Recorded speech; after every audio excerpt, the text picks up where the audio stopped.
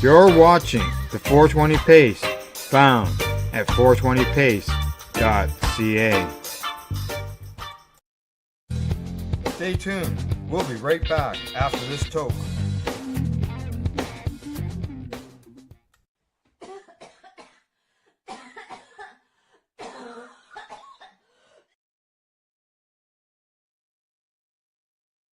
You're listening to the Pace Radio Network here at paceradio.net. The views expressed by the individuals during this broadcast are their own opinions, and they may not be the same as those of their group or other organizations they may be involved with. Our broadcast is not a medical opinion and should be checked with your medical physician.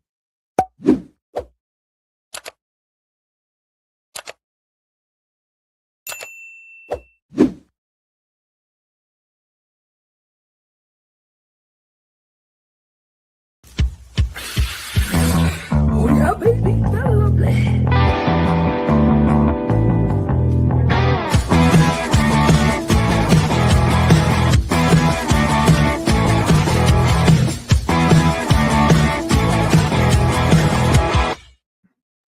Good morning and welcome to Psychedelics and Cannabis Educational News for April the 27th. We're live here at paceradio.net and 420pace.ca. And good morning, Rev Cindy. How are you doing today? Good morning. Good morning, Al. I am still a little bit jet lagged, but I'm doing very well, thank you. Yeah. How and the trip? The trip was fantastic. I went out and got my final, in-class level for breathwork, and now I'm just got to finish up my practicum. So I am a fully trained breathwork facilitator using the breath wave technique, and I am working towards my full certification. All right, good stuff. Yeah. Good stuff. And did you get back in time for the speaker series last night? The one Friday night, no, but I do have a copy of it coming to me. It has been recorded, so I will be able to see it and reshare it here on the network. All right, sounds good. All righty. So we got 8 stories to cover today. I'm sure that you're just eager to get at it. And as always, I know we're going to start off. So yeah. Our first story of the day today is coming to us from the Times Colonist. The headline states, Mounties say there's no evidence supporting some new Nova Scotia government cannabis claims. And this is not a new story. It is new claims, but not a new story. The Indigenous here in Nova Scotia have been fighting against these claims and the Nova Scotia government for a while now. Getting into this story, the cannabis enforcement battle in Nova Scotia just took another unexpected turn, this time with the province's own policing partner contradicting key government talking points. According to reporting picked up by the Times Colonist, the RCMP say they have no evidence to support some of the claims made by the Nova Scotia government as it pushes forward with tougher cannabis enforcement legislation. Premier Tim Houston's government recently introduced measures aimed at cracking down on unlicensed cannabis storefronts, arguing that these shops are tied to organized crime, unsafe products, and broader public safety concerns. The rhetoric has been aggression, painting the issue as one of criminal infiltration and urgent provincial risk. This time they are claiming that these stores are also selling guns, cocaine, and women. But now RCMP officials are reportedly saying they do not currently have evidence linking all of these unauthorized Indigenous and gray area cannabis retailers to organized crime in the sweeping way the province has suggested. That distinction matters big time. Because if the central justification for expanded enforcement is public safety and criminal gang involvement, critics argue the government should be able to clearly prove those claims, especially when those claims are being used to justify raids on Indigenous-owned businesses and new police powers. From the Mi'kmaq leaders and cannabis, this revelation strengthens what they have been saying for weeks. The province is building a political narrative first and looking for evidence second. The contraindication, the contradiction also raises serious questions about whether it is, as some opponents suggest, a jurisdictional and economic power struggle dressed up as law enforcement. These, Al, are some pretty serious accusations that the government is making. Prostitution, guns, street drugs. And these are just things that personally I know. I know a lot of the people that work in these facilities or own these facilities. And it's what they're against. It's what they're trying to stop on their land. Yeah, that's just as they question, where's the evidence? Where's the receipts? Where's the proof of all this? Has anybody ever been charged with any of these crimes that they allege? If they know about it, how come they're not out there arresting those people? Yeah, exactly. Yeah, it's very infuriating watching this happen. There was accusations a few months ago, again, that came from Tim Houston, that there was fentanyl in indigenous cannabis, and that was shut down, again, with the help of the RCMP, by the way. So it's nice to know that even though a lot of these people in the RCMP are doing their jobs, many of them will hide their face for these raids because they don't necessarily believe in it, but they're not going to sit around for outright lies either. Correct. Yeah. That's just absurd. Oh my God. It's not right. Not right whatsoever. No, it's infuriating. Yes, it is. Exactly. Okay, from that story, we're going to move on to the next story. This one is coming to us from Green State. Headline says, cannabis rescheduling, what we know and what we don't. The path to cannabis rescheduling hit a new milestone this week when the acting Attorney General, Todd Blanche, signed an order immediately moving FDA-approved cannabis products and the state licensed medical cannabis from Schedule 1 to Schedule 3. Later this summer, the Trump administration is expected to convene hearings to determine whether to complete the broader rescheduling of cannabis or not. They can decide that. So what does all this mean, they say? Now, is cannabis legal now? Will people in prison for cannabis be released, or will criminal records be expunged? No. The order reclassified certain types of cannabis, but it did not fully legalize the plant.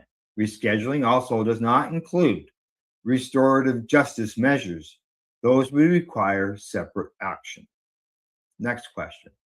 What are the hearings this summer for? Isn't rescheduling a done deal? The order signed this week applies to FDA-approved cannabis products and state-licensed medical cannabis. That does not include adult-use cannabis. Hearings later this year are expected to inform a final decision on broader cannabis rescheduling. Does this mean medical cannabis patients can travel with cannabis? According to Attorney Christine Sen, generally, yes, with important caveats, they say. As a lawyer, there are some it depends elements, she says. Did the person buy through a program that the FDA permitted? Do they have their products in the label container showing it was dispensed to them? What are the laws of the travel destination? It's the same considerations as when you bring your other controlled substances with you on vacation. Next question. Will patients need new prescriptions for cannabis from a doctor, or will their current recommendation be enough? Answer. Since federal law states Schedule 3 drugs like Tylenol with codeine and other steroids must be officially prescribed by a doctor, many wonder if the state-issued medical cannabis cards will still be valid. Based on the language in the order, it appears existing patients should be good to go. Next question. Can truck drivers or other Department of Transportation employees legally use medical cannabis now? It doesn't appear so. The zero tolerance policy of the DOT with regard to cannabis has not changed, even if it feels like it should. Can medical cannabis patients now legally purchase firearms? Rescheduling does not change the current ban on cannabis consumers owning or using firearms. However, a Supreme Court case on the topic is pending. What about adult use cannabis? How will this impact companies that have both medical and adult use licenses? The order only applies to medical cannabis companies. For now, hearings set for this summer are likely to address adult use, and for now, nothing changes with recreational cannabis. And the last question, can medical cannabis companies engage in interstate commerce now or international import or exports? This part of the order is a bit ambiguous. While it states that registered medical cannabis companies can do business with one another to the extent permitted by state law, it's unclear how that relates to broader regulations. Some remain deeply skeptical of interstate commerce because under federal policy, it requires explicit authorization from the DNA. Well, Cindy, there we go. Hopefully that answers some people's questions that they may have on what's the benefits, what's going to happen with the rescheduling of cannabis, or where it sits at. Yeah. Yeah. It brings a question to my mind as as somebody from outside of the United States traveling into the United States. If I travel to a state where it's now legally medical, like it's now federally legally medical, I'm a patient. Let's use me for example. I'm going to Hawaii where it is legally medical, medically legal, however you want to put it. I'm curious, and I'm going, like my psychiatrist is going to write me letters so I can go get CBD because CBD is legal for anybody in Hawaii. You can walk into a health store and buy it. But I'm curious, am I covered down there, or do I have to get a hold of a Hawaiian doctor and get a prescription for while I'm down there? I'm going to base it sort of on the language that we've sort of been mentioned, how they say that they're going to allow the state programs to continue. So if you're legal by that state, then you're legal. So I'm thinking if Hawaii, which is a state, allows people to come in and use cannabis for medical purposes, then that's a state decision. I think what I might do, I'm just curious, right? So I'm going to experiment on myself. I've got a prescription. It's through Veterans Affairs. So I'm going to get a hold of one of their. I know in Oahu they must have companies, and say, hey, listen, I'm coming for a visit. This has now happened. I'm, I have a prescription, and what are the rules for somebody from out of state, using their prescription in state? Yeah. I'm just curious, right? Yeah. Interesting. No harm asking, inquiring. No harm to ask. Yeah. Right. Yeah. All right. That's that story. Moving on to the next one. Moving on to the next one. I'm so excited. This story is coming to us from StratCan. And courts, it says court to hear constitutional arguments over Indigenous cannabis. Court case now developing in Canada could become one of the most important legal tests yet. In the collision between cannabis law and Indigenous sovereignty. According to StratCan, constitutional arguments are being prepared around whether federal and provincial cannabis laws can be enforced against Indigenous-owned cannabis operations on First Nations territory without violating constitutionally protected Indigenous rights. At the center of the issue is a question Canada has largely avoided since legalization in 2018. Who actually has jurisdiction over cannabis on Indigenous land? And as far as the Indigenous are concerned, is who actually has, jurisdiction on Indigenous land. Doesn't matter what it's about. Many First Nations have argued from the beginning that neither Ottawa nor the provinces meaningfully consulted with them when designing the cannabis legalization, despite the fact that legalization would directly affect economic development opportunities on the reserves.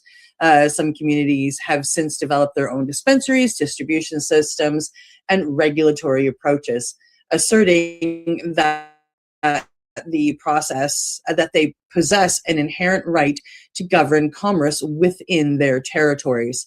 Governments, however, have largely maintained that the Cannabis Act and provincial retail laws apply universally. Now, that assumption is heading towards a constitutional scrutiny.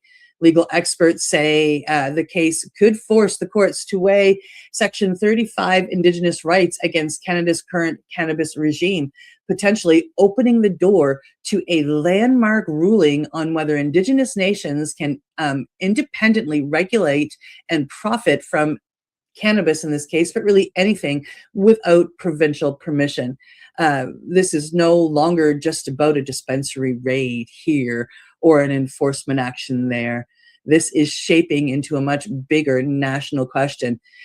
In legalized Canada, does Indigenous sovereignty stop where provincial cannabis policy begins, or does it stand on its own? And in reading this, I just got chills head to toe. The headline itself, it says Ontario court rejects constitutional challenge on Indigenous cannabis rights. And I think this is just the beginning. Yeah, I don't see this as an end decision on this.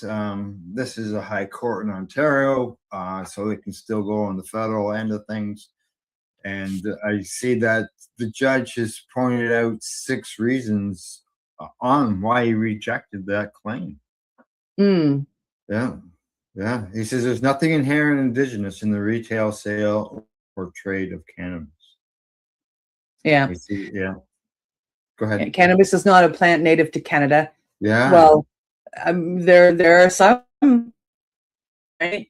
Mhm. It's not a plant essential to history and culture of Indigenous groups. Selling or trading in cannabis is not an aspect of Indigenous identity. Yeah. There's no persuasive evidence that requiring the applicants to hold a license for the sale of cannabis undermines their dignity. Yeah. Oh, The right to self-determination as an Indigenous person does not give carte blanche to engage in any activity imaginable simply because it occurs on reserve. Oh, yeah. See what happens. It's going to be interesting. As you said, this is not the end of this one. No. We're at the beginning. Nova Scotia has a bunch of cases that will be coming to court, and it's just, I can see these all kind of convening together in the Supreme Court of Canada, and it's going to be interesting to see when all of the Indigenous band together, what happens. I'm power to the Indigenous of this land. Yeah, it'll be interesting when they all get together to fight it, because I can see that happening, especially when it gets to the Supreme Court. Yep. So. Yep. All righty, one more. This last story before we go to break, and this is always great when we can get another country that's going to legalize cannabis. And here we go. Headline in this story, it comes to us from Newsweek. Headline says legalization of cannabis in St. Martin. The parliamentary debate testifies. A parliamentary committee meeting held in Phillipsburg on April 9th gave renewed political impetus to the proposed legalization of cannabis and the regulatory framework envisioned in St. Martin, as lawmakers continue to consider the economic, health, and governance implications of a future legal market. The session, chaired by the Parliamentary Committee on Agriculture, Fisheries, and Livestock, followed a previous meeting held on March the 13th. At the heart of the discussion was a detailed plan presented by Native Nations, SXM, the organization chosen by the government to help design the island's future cannabis system. The debate revealed both the growing interest in the project's economic potential and persistent concerns about how the sector would be structured, who would benefit, and how the risk would be managed. The proposed framework originates from St. Martin's 2020-2024 government program, which identified the regulation of cannabis for medical, scientific, recreational, and religious purposes as a national priority. National priority. Nice. Following a call for tenders launched in September of 2022, Native Nations was given the mandate to develop a comprehensive roadmap for legalization, including research, legislative drafting, regulatory structures, and implementation timelines. A key element of the agreement is that the government would not pay the initial costs. In return, Native Nations would receive a 10-year concession, allowing it to operate strategic segments of the industry as cultivation, processing, testing, and distribution, while committing to commit $750,000 annually, well, that's dollars, annually to a foundation supporting social, economic, and environmental initiatives. Now, according to Native Nations, the proposed model estimates that approximately 28% of the tourists could consume cannabis based on comparative data from destinations such as Nevada and the Netherlands. Now, Clifton Brown, a representative of Native Nations Cannabis, told lawmakers that the goal was not to create a new consumer market, but to formalize an existing one. Agriculture was at the center of parliamentary discussions, and the framework proposes a hybrid model where open field cultivation would be managed by local farmers operating as entrepreneurs, supported by guaranteed purchase agreements, and the possibility of crop rotation alongside food production. In addition, the indoor cultivation would be centralized and could generate approximately 250 jobs, with employees working directly for Native Nations.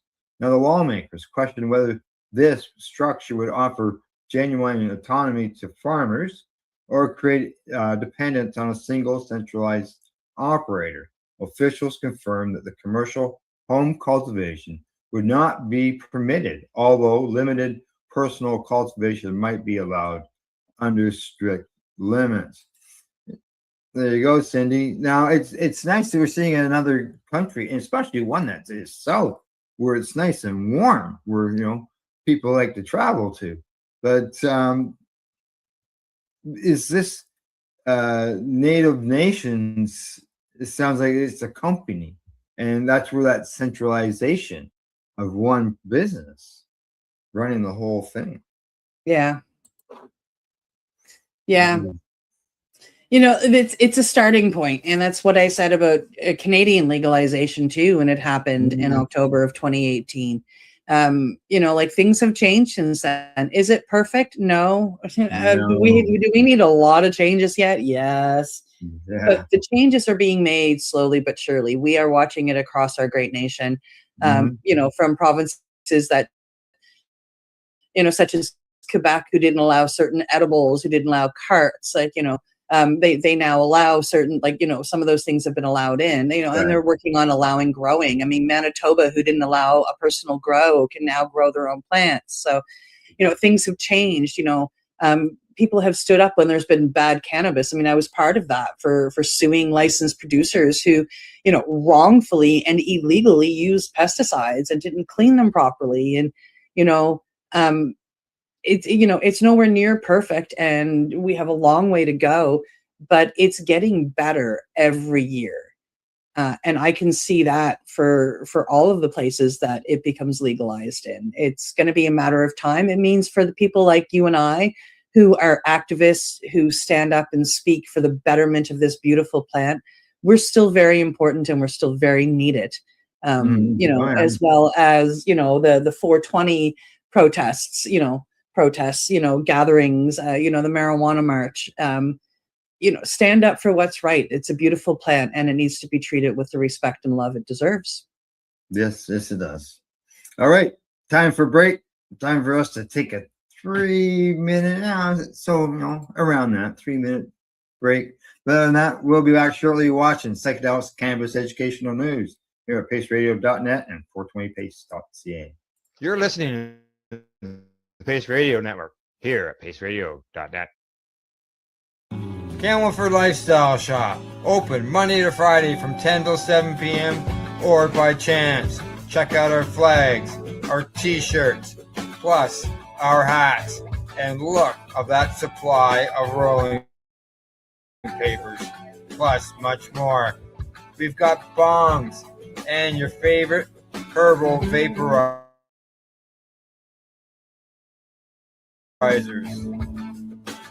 For those who collect knives, check out these knives in our collection. And while you're here, stop in to see Shay at the piercing room, where you can get poked by Shay. Daily deals, check them out. Campbellford Lifestyle Shop, 17 Bridge Street West, Campbellford, Ontario.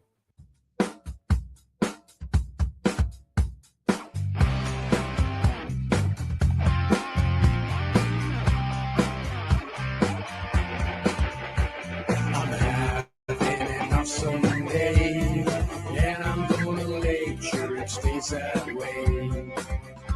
I'm having an awesome day, and I'm gonna make sure it stays that way. Limestone City Hydroponics is Kingston, Ontario's hydroponics shop. Take your growing to the next level and create the optimal environment with a tent kit, or maximize your yield with an ebb and flow flood table kit. Either way, Limestone City Hydroponics has more sizes and options to fit your needs. Are you looking for the power of the sun that adapts to your budget? Then look no further, as they have professional grow lighting. They have indoor grow systems that are easy and cost effective, with many options to fit your living space and lifestyle. Cultivate your growing potential. We have everything you need to succeed. And if you can't make it to the store, they offer local delivery to the Greater Kingston area. Remember, when you're looking for experts to help you grow, then look no further than the locally owned Limestone City Hydroponics, 105 Sunderland Drive in Kingston, Ontario. Call them at 613-548-0420. Re-rolled Saturdays. Check it out. Nothing but non-stop cannabis and psychedelic programming. Find it at 420pace.ca. You're listening to the Pace Radio Network here at paceradio.net. And you're watching Psychedelics, the Cannabis Educational News. We got 4 more stories. We're going to learn about a little bit of psychedelic stuff, as well as when we go to out west, they're doing something that we need to do here in Ontario and other provinces, don't we? All righty, let's get at her. Yeah, our next story is coming to us from The Ounce. The title says, Cannabis Sales Rise here in Nova Scotia. Despite all the political noise around enforcement, one thing is clear. Nova Scotians are continuing to buy more legal cannabis. According to new figures highlighted by The Ounce, legal cannabis sales in Nova Scotia are on the rise once again, showing continued growth in consumer demand across the province. The numbers reflect a market that has matured well beyond the early legalization years. Consumers are purchasing more dried flower, more infused products, and increasingly exploring new formats as legal access becomes normalized. Retail convenience has played a major role with more stores, broader product selection, and comparative pricing. Legal cannabis is becoming less of a novelty and more of an everyday regulated consumer product. But the growth also comes with an irony. At the very same time, legal sales are climbing. The province is escalating its rhetoric against unlicensed cannabis operations, especially those on Indigenous territory. And I must say, as a person who lives here, those are the only ones that they are rating. They're not looking at the delivery systems. They're not looking at the ones that are off reserve land. They're going after reserve. Realities reveal a deeper truth. This is no longer a question of whatever cannabis exists in Nova Scotia's economy. It very clearly does. The real fight is now over who gets to participate in the economy, who gets to profit from it, and who gets to be excluded. So while the sales numbers here are good news for licensed operators and provincial revenues, they also sharpen the conversation around fairness, inclusion, and whether legalization has actually created an equitable marketplace. Wow. Wasn't expecting the story to go there, huh? No, I was not. I was not. Because, it mentions that sales of local products increased by 27% in the last. Yes. But Yeah. I can see where their argument is coming from on that. Where is it a fair system because of what we're seeing in reporting here on the indigenous end of stuff. Yeah. Yeah. Yeah, it's an interesting battle. I'm like, I feel terrible for the people who are being raided and they're just out there trying to help like everybody else. Yeah. All righty, it'd be interesting. Well, even back to that the Ontario story before break, how that Yes. judge ruled. As you know, where I live, east to the west, Around it. there's what's that say about those places? Yes. Yeah. Well, those are the places, like there were raids there not very long ago, and that's probably where that fight has come from. Yeah, but they didn't go in and clean them out. They only went after a certain. Yeah. Yeah, they were picky and choosy out there too. Yeah. Because there's some pretty big businesses that they could have gone at in order to show that, hey, we mean it. Yep.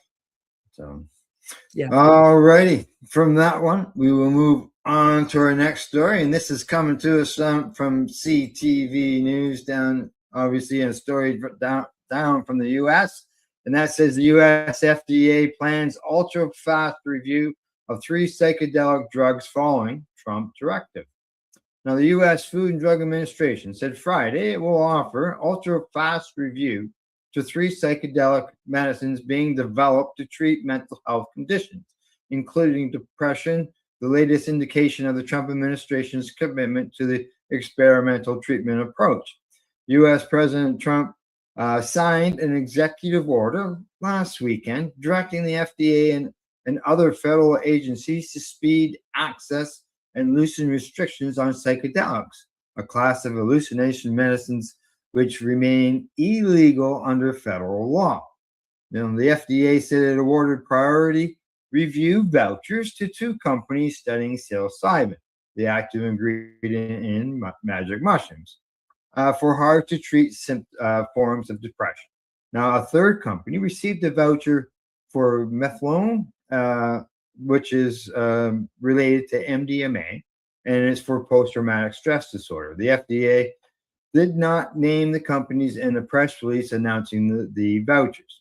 Now, the vouchers don't guarantee approval, but instead mean that regulators will aim to shorten their review timeline from a period of months to weeks.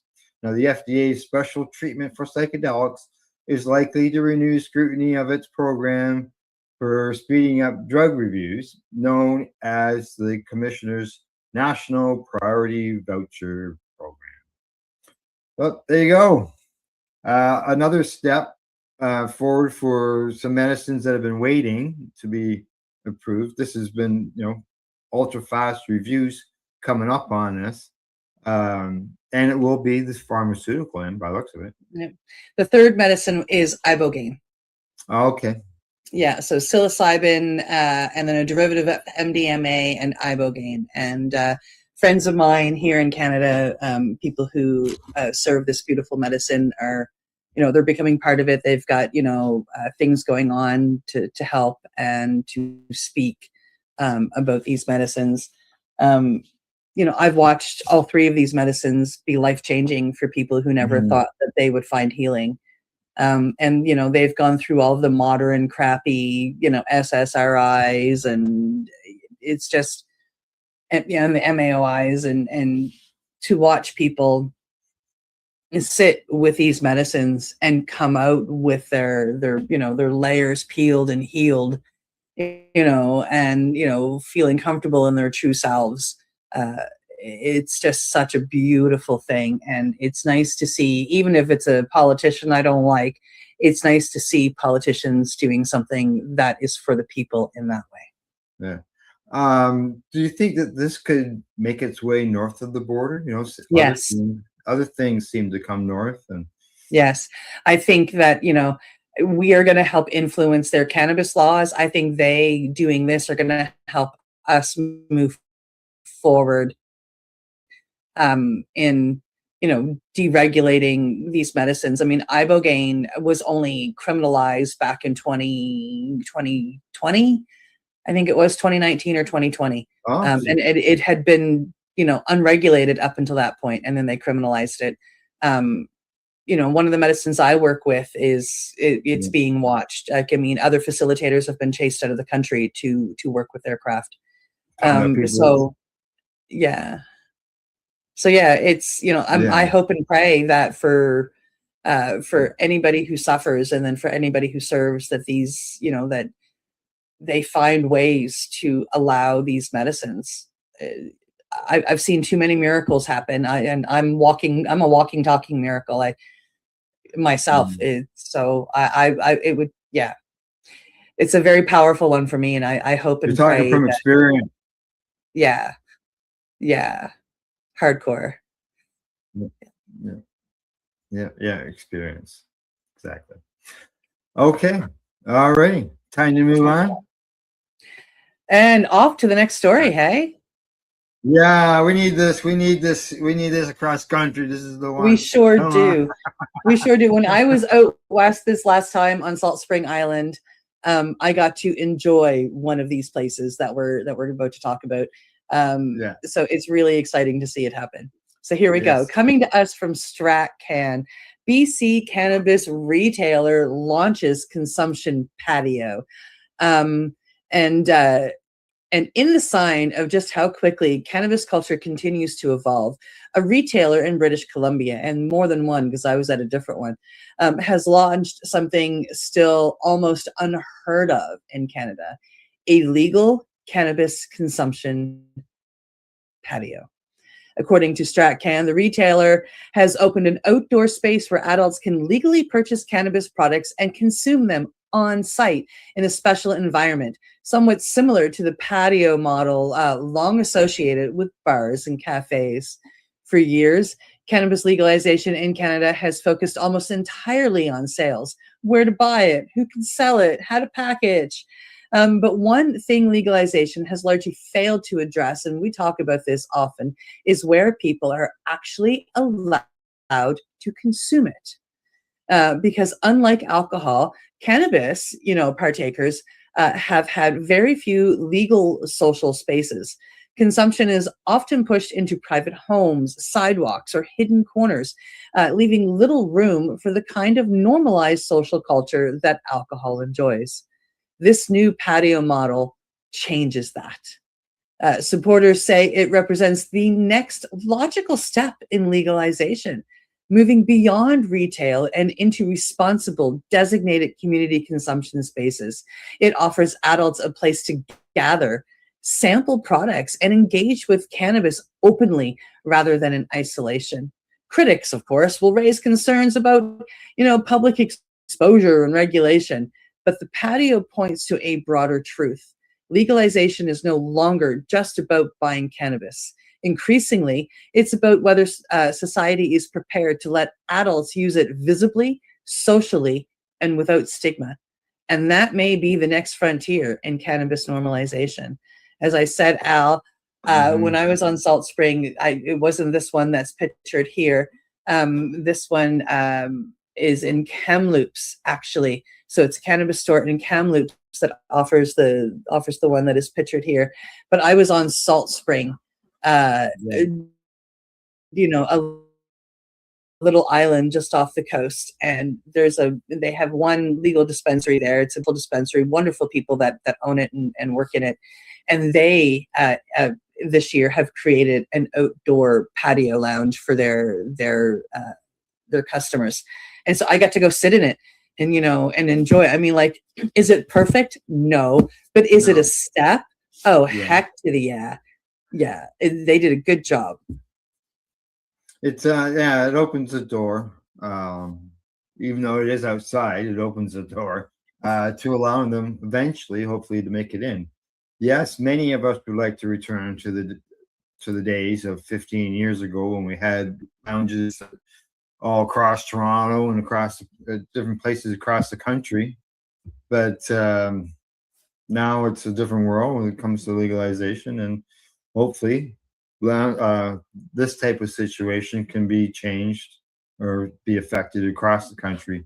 Because it says here that it was done in 2024. It was a rule change that allowed existing patio spaces where smoking and vaping of tobacco products were also allowed to permit cannabis use, Yes. subject to local bylaws. Because So- there is there's a restaurant in Maple Ridge that allows you to consume your cannabis on their deck as well. There you go. And it's just a restaurant. Yes. It's not a lounge like a cannabis lounge. No, it's a Mm. restaurant. Yeah. Yeah, just a restaurant or a cannabis store anyway. Good, good, yeah. And unfortunately for us here in Ontario, the last I had seen, our premier has said no, we're not having any cannabis lounges. But it was more about it was worried about the workers and stuff. Maybe outdoor, he hasn't looked at. I don't know. And Yeah. obviously, your premier, he probably isn't hopping on the bandwagon right now either. Oh no, not yet. But we do have designated smoking areas for cigarettes in the Halifax area, and we are allowed to, any place where it's legal to smoke cigarettes, it's legal to smoke cannabis. So now I can, if I go to an outdoor show, I can take my cannabis and smoke it in the smoking section. Dedicated smoking areas. Is this like you're not allowed to walk down the sidewalk smoking a cigarette? You have to go to a designated smoking area to smoke a cigarette? In our city, correct? Yes. Wow. Yeah. It's not I didn't know overly about- enforced, but it's like there are designated smoking areas, and we're allowed to smoke cannabis there as well. Now, I remember back in November of 2018, it was a lot of fun because, of course, everything was so new that I'd go to like a heavily populated area. I'd go to the correct smoking area, and I'd light a joint, and the cops would be like, "What the fuck do we do?" Right?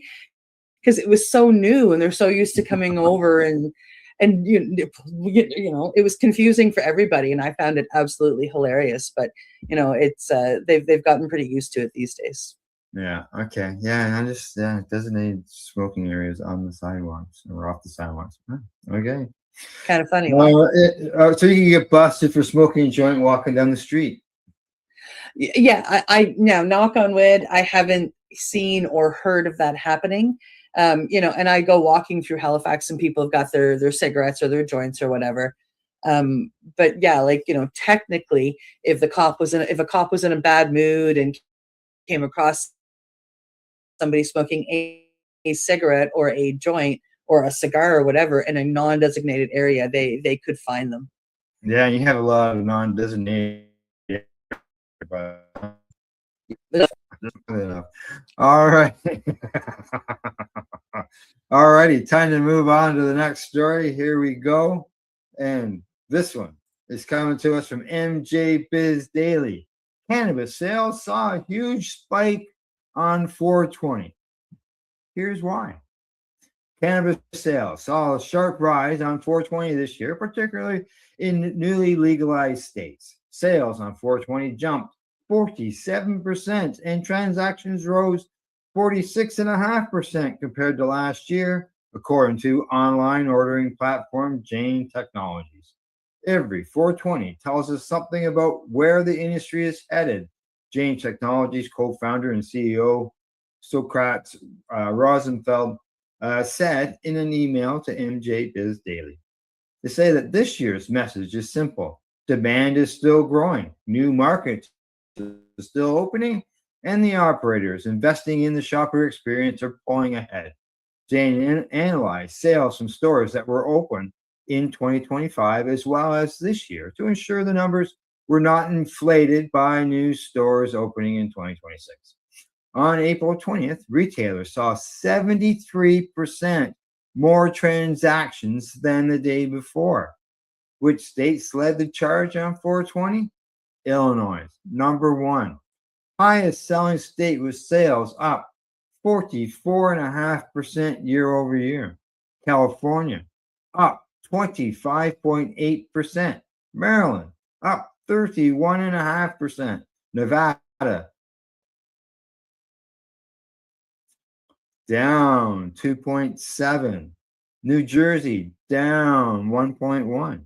Colorado, down 7%. Flour was the top seller at 43% of sales, followed by vape products at 27%, edibles at 14%, pre-rolls at 10%, and extracts at 6%. Cindy, how can you tell me that these numbers do not add up to a lot of money being spent on cannabis on our cultural holiday, I guess you could call it? Yeah, it's like Nevada down 2.7, New Jersey down 1.1. That's almost like no change. I'm shocked Colorado didn't go up. Yeah, either that or they were just so high last year that it couldn't be beat again. That's the only thing I could think of when I read that. I thought, boy, why is it down so low there? But numbers are up. 73% of the sales on that day increased versus the day before. Now, it's 4/19, as some people call it, thank your dealer day. But nobody goes to the stores on those days. Maybe they're holding off, waiting for the purchase on the 420. Well, a lot of places have 420 sales. So the sales, start when they open on April 20th. So a lot of people are going to take advantage of that. Me personally, the only reason why I don't go out anymore, well, this year I was in class, but there's a lot of crowds. The last time I went out was when we had Afro Man played in Vancouver, and it was pouring, like it's rainy season out there, right?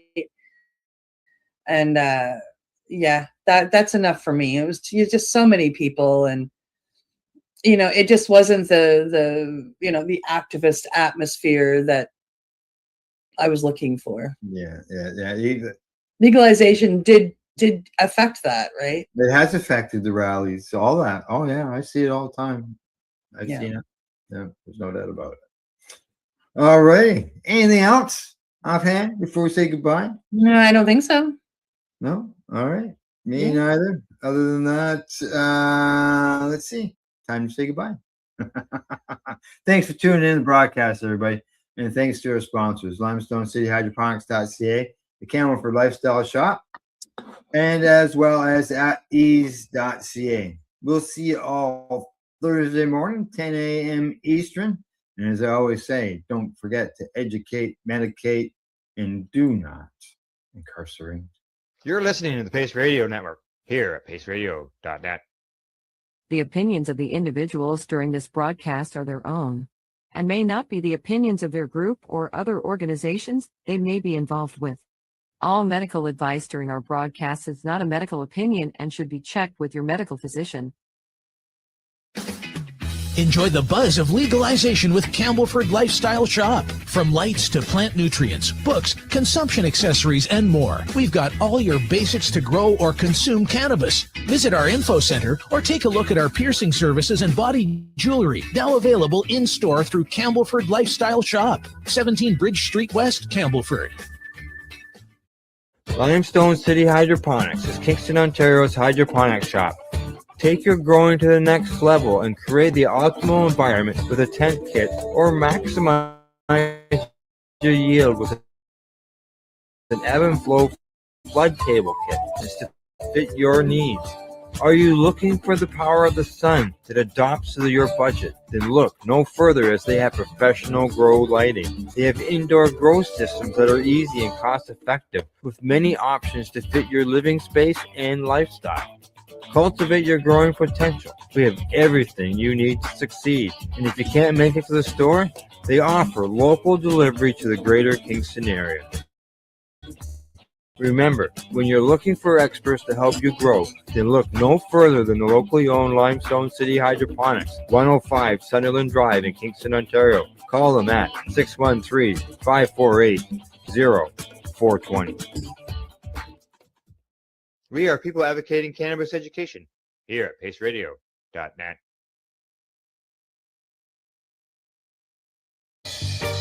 You're watching the 420 Pace, found at 420pace.ca. Stay tuned. We'll be right back after this toke.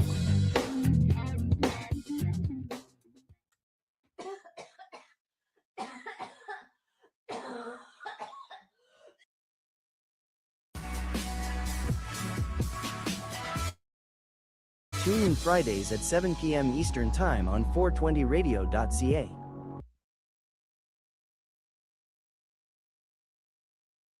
This is coming to me from the International Cannabis Conference. What is the oldest cannabis fossil ever found? In 2019, a team of international researchers conducted analysis of fossil pollen studies to try to pinpoint the origin of the cannabis plant. For years, fossil pollen studies lumped cannabis pollen together with pollen from the Humulus genus. Now, their analysts concluded that the cannabis plant originated high on the Tibet plateau around 19.6 million years ago. However, a recent discovery is calling that conclusion into question, with a fossil found in the collection of the Berlin National History Museum, pointing to a potentially different geographically origin, and one that is which is much older. They say that the oldest cannabis plants in the world may not originate from China, but from Saxony-Anhalt. At least a discovery from prehistoric times in the museum's collection raises this question, according to a statement released Friday by the Museum of Natural History in Berlin. Now, researchers reportedly unearthed a spectacular plant fossil in the museum's collection, reported Stern. According to more recent age classifications, the fossil dates from the lower Eocene period, approximately 56 to 48 million years ago, and is therefore significantly older than previous known fossils. The fossil was reportedly found near Essleben in the Saxony-Anhalt area, which also calls into question the origin of the plant genus in Central Asia. The outlet also wrote, now it is worth noting that a definitive identification has yet to be declared, so it is still possible that the fossil could prove to be something other than cannabis. Now, the fossil's visual similarities to cannabis are striking, although it could just be that the leaf print is of an extinct relative cannabis.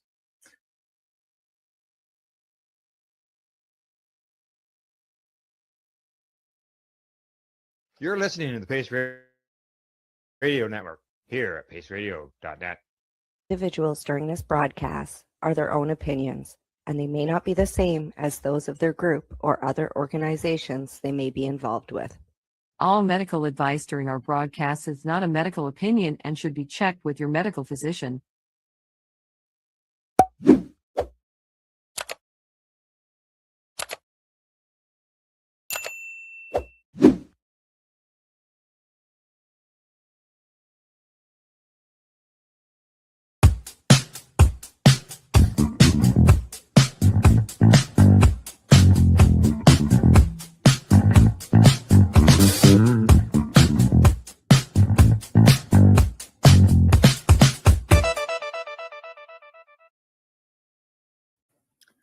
Good day, and welcome to the Mushy Moment with myself and my awesome co-host, Reverend Cindy. We're live today on Tuesday, January 7th, 2024. 2025. 25. I was making bets with myself too if you were actually going to say 25 or 24. You know what's funny is my piece of paper says 2023. Maybe I should update it. That's funny. What's funny is I don't actually really use the paper. It's just that thing that if I don't have it, I'll scramble and then I'll screw up. But if I have it sitting there, then everything just flows nice because I know.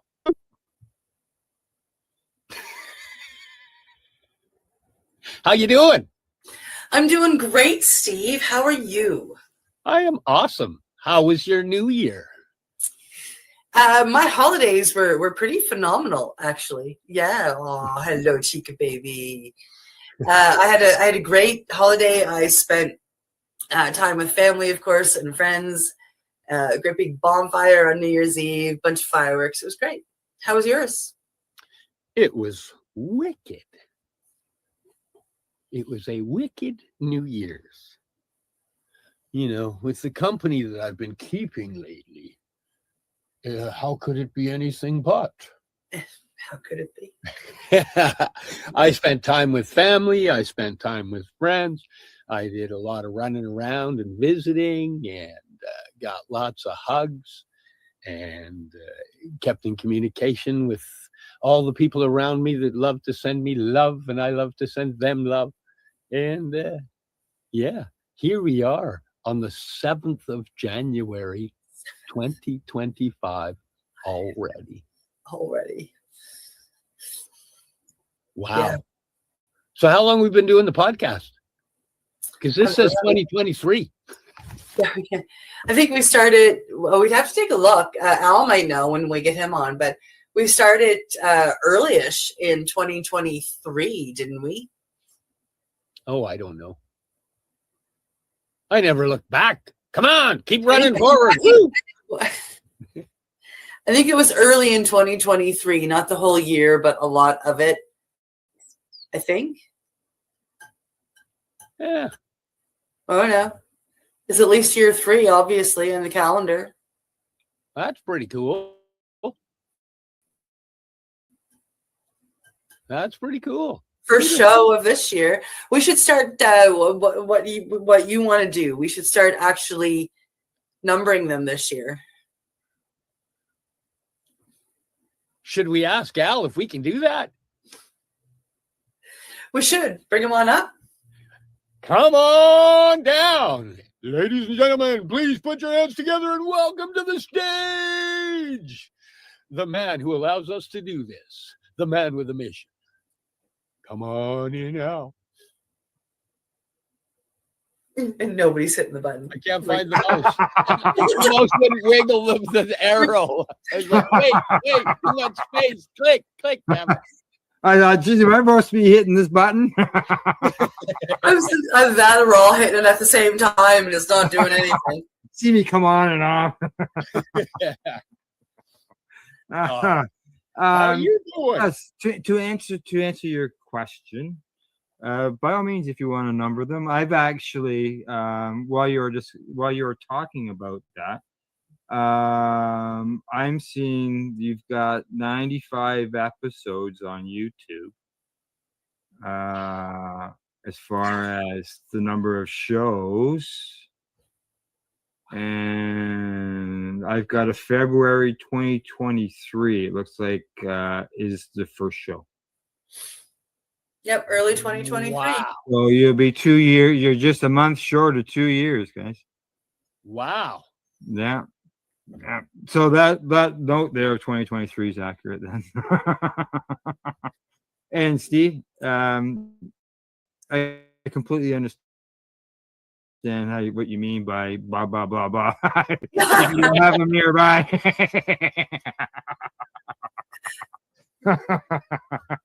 You may not use it, but it's always handy just to have nearby. Yeah. Yeah. Wow. How long have you been doing shows? Myself, let's see. I started doing actual radio broadcast on terrestrial radio, approximately a 3-minute segment on a local radio station back in 2008. I started doing the Reefer Reporter. So it's 16 years now. Wow. Yeah. And then as far as podcasting, streaming, all that stuff on this end of things. Well, that's because I did radio. I did radio for years before we went into the video mode, right? That's why it's called Pace Radio, because it was just all audio. And I started doing stuff with Time for Hemp back around 2010, somewhere in there. And then and the Pace Radio show, which was just audio, it started about 2013. And I'm gonna say video wise, oh geez, Not that long, because when Yeah. I joined as a reefer reporter, we were still just radio. yeah, and like we were trying when we eventually started going to video. We were trying something on OBS and this and that and different things. But yeah, video wise, I'm gonna say probably, what would it be, 4 years, somewhere in there. Well, I Yeah. gotta say, I was pretty 3, blown 4 away years. because I did a Google for the Mushy Moment podcast, and watching where it all appears up and plays on it blew my mind actually. Yeah, when I was when we're doing the radio broadcast, just strictly radio, that we would stream out to certain spots, but then you would find out that it was going out to so many different feeds that were being sent out. And this can happen here as well with the video, and you just never know where Yeah, it's going to go, right?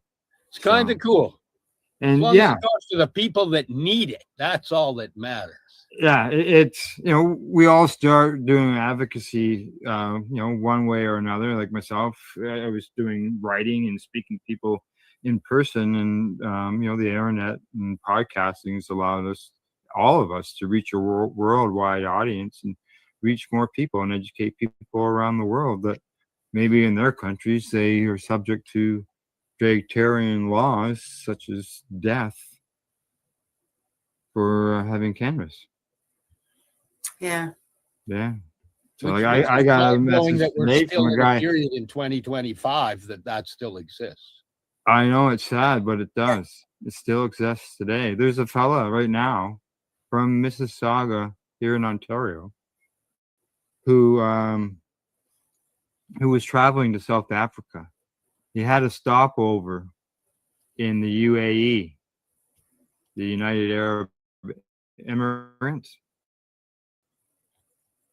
and he had a stopover there. And at the stopover in the airport, they found he had 118 grams of cannabis, including oil, in his possession. Why he was traveling with it, I haven't got a clue, other than he's a patient, and people who travel with cannabis should know that the other, even if you go to a friendly country, it's not friendly to travel with cannabis very often, unless you found out ahead of time. Like here in Canada, you can, but when you go to an international thing, that's a whole different scenario. And so this fella, Maurice Kevin O'Rourke, he is sitting in a UAE jail cell.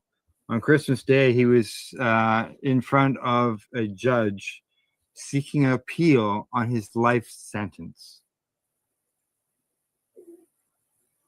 No one deserves life for cannabis. No. Or to be hung or in. And why had on? Other than, like, I know he was dealing with the Addison's disease, which is a rare disease, and now he's in jail for life. As far as the results from the appeal on the 25th, that was pushed over to the middle of January, to find as far as what the verdict was going to be on all that. So I'm keeping an eye on it to find out what's going on.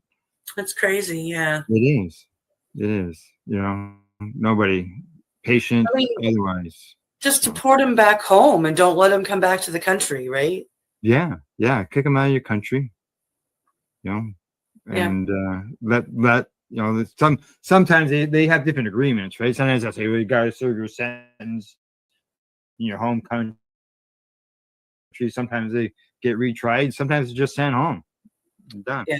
Sometimes they use them for trading for Yeah. people that we have locked up as well. Correct. Yep. Exactly. Okay. Hey, nice name too, by the way. That's my first name. Oh, is it? Yeah. I go by my middle name. Oh, isn't that interesting? Yeah, it's because I'm named. My first name is the same as my dad's first name, and they didn't want two Williams in the house. Right? Gotcha. It's confusing, right? So So Yeah. instead of call you Bill, they called you Al. correct. Yes. Yeah. But I did have some friends when I was in school. They did call me Bill temporarily. That's all. Did you ever get Junior? No juniors. No, No, Junior. I was- Dad William- didn't throw Junior out every once in a while. Yeah. I see William. He goes by Will. I think another way of going with William as well is Liam. Oh yeah. You see it in there? The last four, yeah. Yeah. So you just never know, right? Yeah. So, See, you can have half a dozen podcasts going and be a bunch of different people. correct. Oh, yes, you can be. Different name, but the same name. Well, I had a school teacher. His first name was Alan, and we figured out that there was 10 different ways to spell our names. Liam Wow. is, yeah, there you go. William says that. Liam is Irish for William. And hi, Carolyn. How you doing? Hi, Carolyn. But yeah, there's you can always play tricks with names, right? Yeah. Yeah. Like Tessa is short for, or is a different version of Teresa.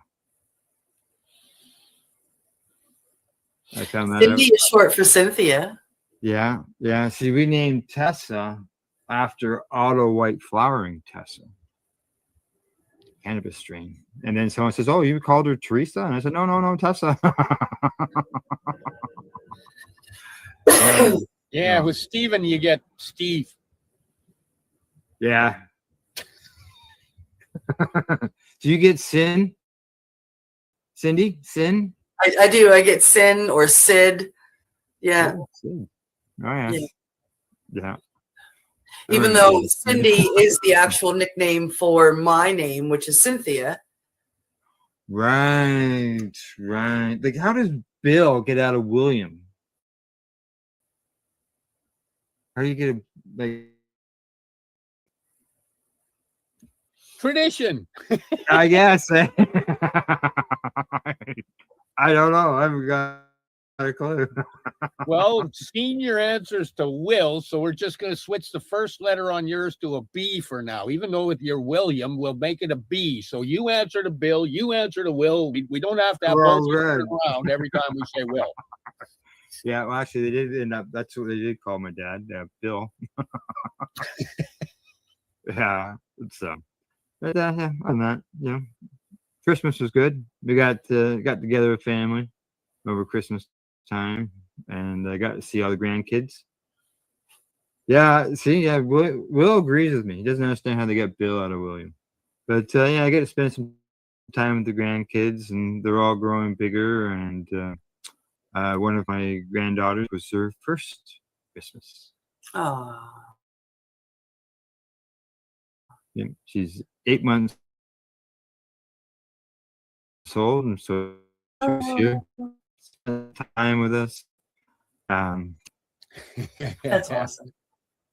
Yeah. Yeah. Oh yeah, and things have changed. Like even simple little things like diaper pads. I said like for changing like for changing the diapers, you throw the kid on the ground, right, or on the table, and you throw that pad down.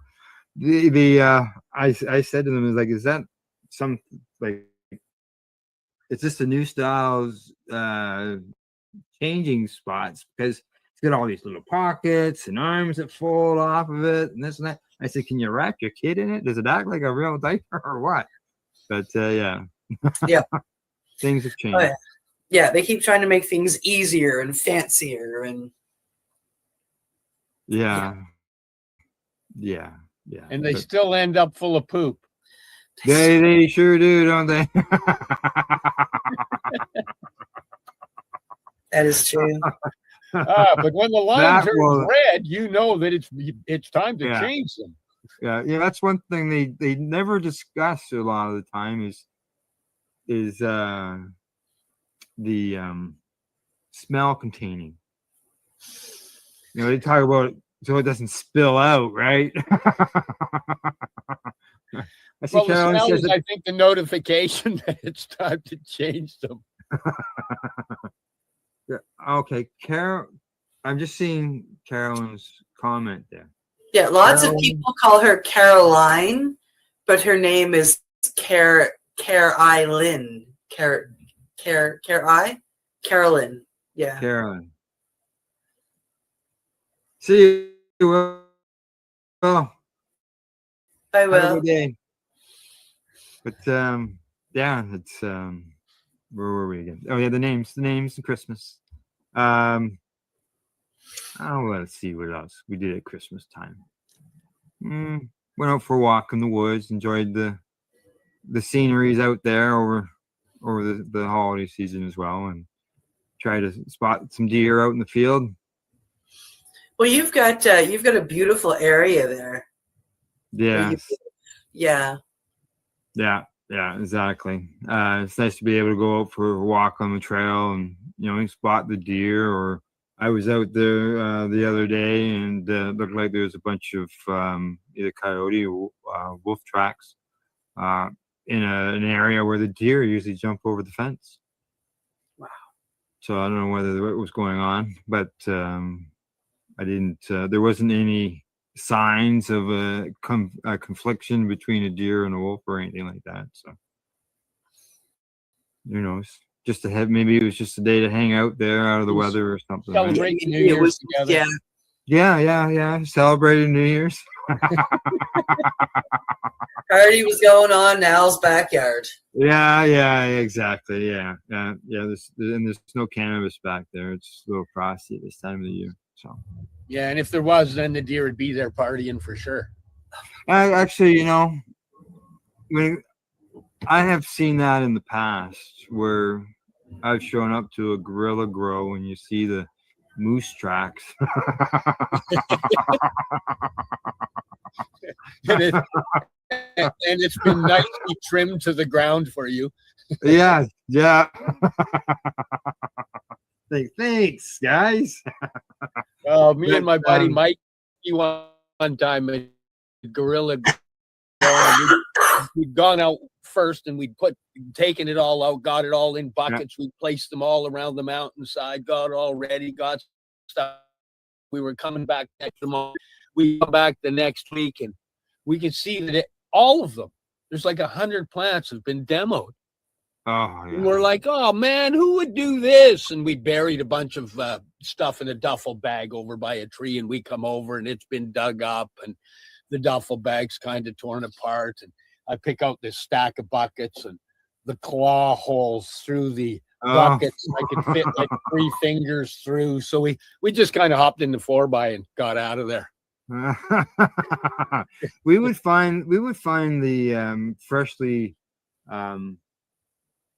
clones that we had just put in there on the ground beside the hole, and we always suspected it was the skunks and stuff coming in looking for the grubs. Oh, that's funny. Yeah, because it's fresh soil, right? Because we had a portable rotary tiller, throw it on the bike, right? And away we go. Back the shovel. Oh man. And so we would go back just to check.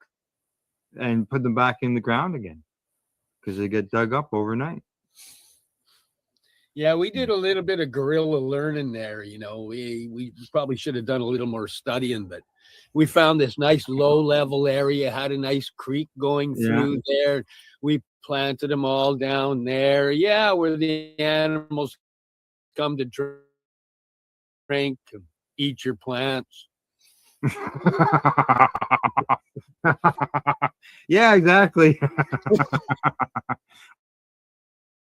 Well, that's the thing. You wanted that spot that wouldn't go dry. Yeah, it was like, oh, look, dinner's growing right here where we got our water spot. Nice. Perfect. Yeah. Then on our last one we planted them all down. We found the south side that had been logged and it was clear, beautiful sun. We planted them all up there. And then we blew up the 4x4 and never ended up back there. Who knows? Could be a whole field of dreams back there now. Yeah. Be something seedy though. Yeah. I had one year where I returned and they're still on the ground. The only problem is that they're only like this tall and had little spiked tops on them. Somebody come along and chewed on them. Yeah. Whether it was a rabbit that came along and ate them, I'm not sure. But they cut them all down. I'll have to try and get out one day to where we went and did that, you know, because if any did grow or go to seed, that was Nanuska Northern Thunderfuck. It was the original Stank Romulan, and it was the original hash pot that we planted back there. So if any of it actually went to seed and grew, it's old strains that you don't find. Yeah. And now, after it's been sitting there, it would have been ready for harvest months ago. It would be. Oh, it would have just been doing its loop of seeding and generating. Oh yeah, I guess you don't have a cold spell out there where it would freeze. Oh, the seeds would still generate the next year. Oh, I guess yeah. When the plant dies, seeds fall to the ground. Okay, yeah. Okay. So if any of them went through that, there'll be plants surviving. They'd be some tall, big plants by now. What? No, it would just be. That's not making sense here. Hopefully, half a mountain that's a hemp now. Yeah. That'd be cool. Exactly. You just never know. It'd be nice if you could get back in there again, though. Well, I know that can't get the RV back there. On an old GPS unit sitting in one of my storage lockers. Maybe you and Chica go for a walk. Yeah, go on a little adventure. Yeah. Exactly. Oh man. Yeah. And, is she still on your lap, or did you convince her to move? No, she went over and climbed onto the bed. She's like, yeah, this is you stay over there. Yeah, I think I heard mine at the door. It's that time of day. Al's on the computer. Al's on the computer. Let's go bug him. Let's go bug him. Anytime you're doing something they're right in the middle of. Yeah. It doesn't matter. Yep. In the morning when I do the news broadcast with Cindy or Glenn. Yep. Or I do the Hi Guys podcast with Al on Tuesdays. Oh, they hear you talking, and it's like, oh, they must be talking. It'd be like 2 minutes before showtime, right on time, almost every time. Yeah, she gets out of bed. Are we on yet? Yeah, gets out of the stairs and looks at him. It's time to go outside. So I'll go let her out. Usually during the broadcast, was live broadcast. At that time, then Cindy or Glenn just take over, and I run off and deal with the dog. Right? Yeah. I don't know, man. You're pretty lax for a boss. I know. And easy on the word boss, man. It's tough under these conditions. I know. I'm really crack the lip at you. Oh. What is that me? Sorry. It wasn't me. It wasn't me. That's me touching the mouse pad and making it do things. Yes, exactly. Helen is here. Hello, Helen. Hello. What would be beautiful? I can't remember what we were talking about, but it was beautiful. Going over the back of the mountain and finding all those plants. Correct. Yeah, exactly. That's what we were talking about that time. It was, and she's right. It would have been, go back there. Yeah, be spectacular. There you go. She sent you a message. He says hi. Wow. Is it like would you be able to walk into it? We did a driving for about an hour on an old logging road up the backside of a mountain heading up to Squamish. Oh, so I'd actually have to GPS. We never went back because we needed a 4x4 to get there. Yeah. It was an old washed out logging road from way back that was ruts and grooves and yeah. Sounds like a good time. It was a lot of fun. It was, but I used to be a president of an off-road club. So yeah, it'd be a good time. He had a tracker, so it had the short wheelbase, and we were able to get through. A bigger vehicle wouldn't have been able to get through. A little Chevy tracker. Yeah. I had a Suzuki Samurai, which was the trackers were based off of the Sidekick, the Suzuki Sidekick. It was the trackers were like a at one time was a joint venture between Suzuki and Chev. At one time, it was a cute little thing. Oh yeah. Actually, I took the motor out of your tracker and put it in my Samurai. The same with your gears. Our line to him was too cheap for Jeep. Buy a tracker. Should we go to that thing? It's break time. Time to check out our sponsors and pay some bills. You're here with us live on the Mushy Moment on paceradio.net. And we'll be right back. Hang out. You're listening to the Pace Radio Network here at paceradio.net. Camelford Lifestyle Shop. Open Monday to Friday from 10 till 7 p.m. or by chance. Check out our flags, our t-shirts, plus our hats, and look of that supply of rolling pins. Plus much. We've got bongs and your favorite riders. Look at all the incense we have, as well as for those who collect knives, check out these knives in our collection. And while you're here, stop in to see Shay at the piercing room, where you can get poked by Shay. Daily deals, check them out.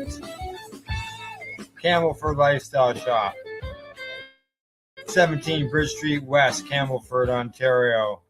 When you have a it's big. Legacy for 20, it's so neat. Organic boutique, 7 days a week. Suppository salves, vapes and drops, topicals, edibles, infused pop. Just when life seems like it ain't easy, at Legacy 420, enjoy a pop freezy. Lab tested products, make them the GOAT. Legacy 420 out on your road. Legacy 420 in Tyndonega, Mohawk territory. Indigenous organic cannabis at its finest. What do you find at paceradio.net? People advocating cannabis education. I'm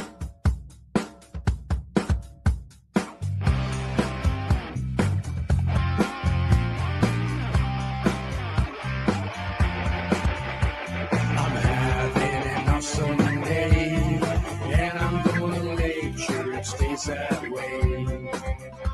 I'm having an awesome day, and I'm gonna make sure it stays that way. Limestone City Hydroponics is Kingston, Ontario's hydroponics shop. Take your growing to the next level and create the optimal environment with a tent kit, or maximize your yield with an ebb and flow flood table kit. Either way, Limestone City Hydroponics has more sizes and options to fit your needs. Are you looking for the power of the sun that adapts to your budget? Then look no further, as they have professional grow lighting. They have indoor grow systems that are easy and cost effective, with many options to fit your living space and lifestyle. Cultivate your growing potential. We have everything you need to succeed. And if you can't make it to the store, they offer local delivery to the greater Kingston area. Remember, when you're looking for experts to help you grow, then look no further than the locally owned Limestone City Hydroponics, 105 Sunderland Drive in Kingston, Ontario. Call them at 613-548-0420. Are you looking for non-stop, continuous cannabis and psychedelic programming? If you are, then turn your browsers to 420radio.ca or paceradio.net, where you will find the 420 Pace re-rolled Saturday. Everything gets started at 8 a.m. Eastern Saturday morning. You're listening to the Pace Radio Network here at paceradio.net. Welcome back to the Mushy Moment, streaming live to you here at Pace Radio Net and everywhere. We're here live with Al Graham. Hey! I was just sharing the broadcast as you come back. Nice. I was kind of flipping through there while we were doing the ad, making sure it was showing. So it's that it's up and running. That's right. Yeah. Let's see what else. Before because of the Legacy 420 commercial, they reminded me of before the break. We had an interview with Tim Barnhart of Legacy 420. Yes. And we talked about the history of Legacy of the company and how it started out, and how he sat there for 6 to 8 months waiting for customers to come into the store, and barely anybody was coming in the door, to the point of having 65 employees and $25 million worth of product going out of the store. Quite Wow. Yeah. Quite the growth. And we talked about all that, the growth of, not only Legacy 420, but also the indigenous cannabis market that 420 is for sale. So what I've done now that I'm back to the computer again and Christmas is over, I'm actually editing that interview and going through it to highlight the business, to basically help them, maybe sell Legacy 420. And during the interview, he talked about one of the groups of people who he has talked with, and they're looking at possibly expanding Legacy 420 as far as product line and moving into the mushroom end of things.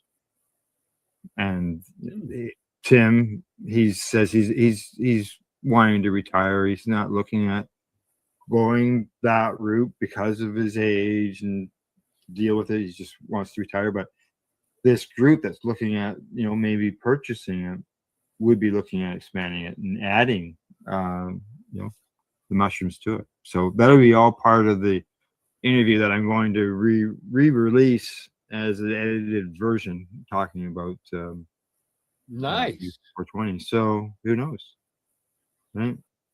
Wow. They could be coming onto the mushy side.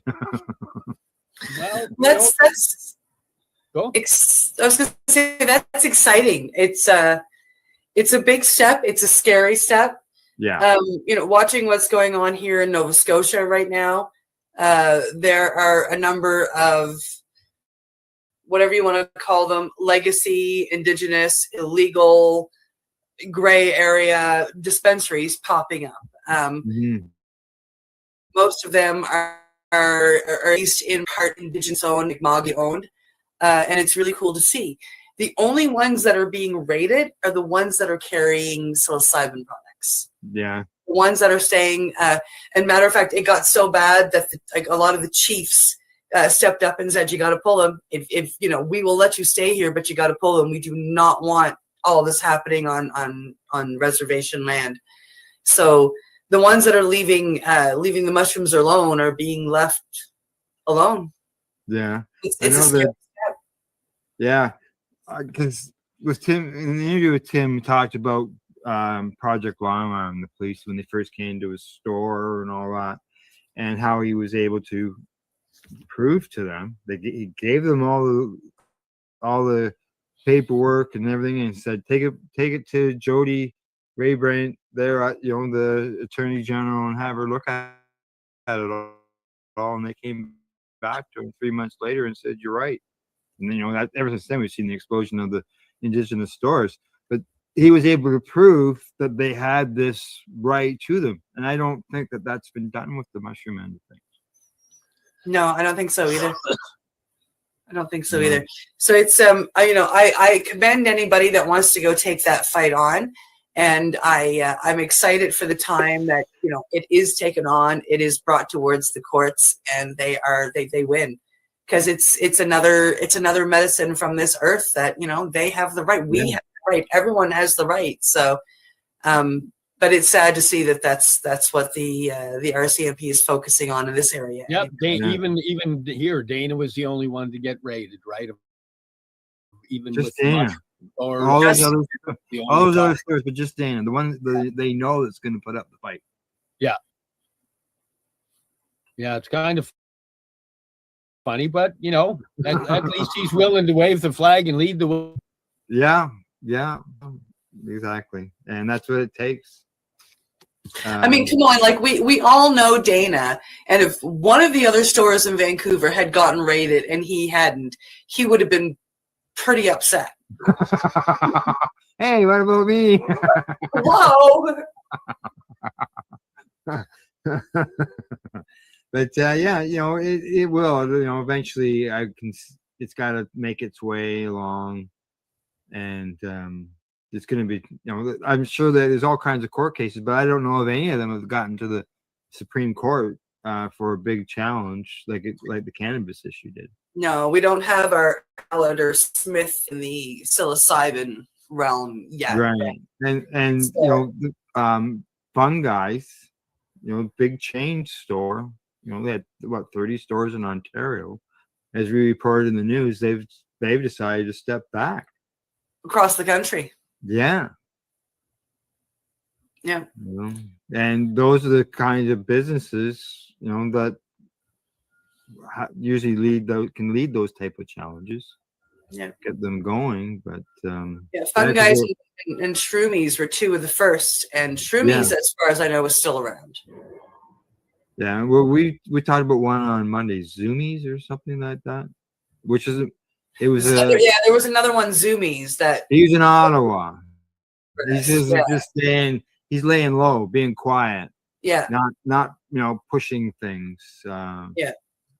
And the police always say there's complaints, but sometimes we wonder where was the complaint. Well, here it's that ex-cop lady that became a minister that started to complain about Dana. Right.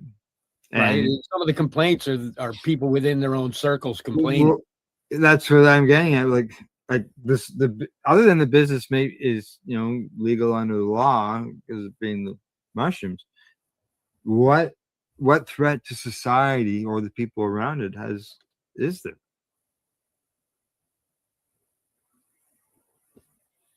Exactly. There is no threat. Sorry, because as you say that, I just get a scope of everything I see when I drive downtown here in Vancouver, and it's just fentanyl, meth, fentanyl. You just go, but they're gonna handcuff me and haul me away for a mushroom. Yeah. And then she says zero threat. Zero threat, exactly.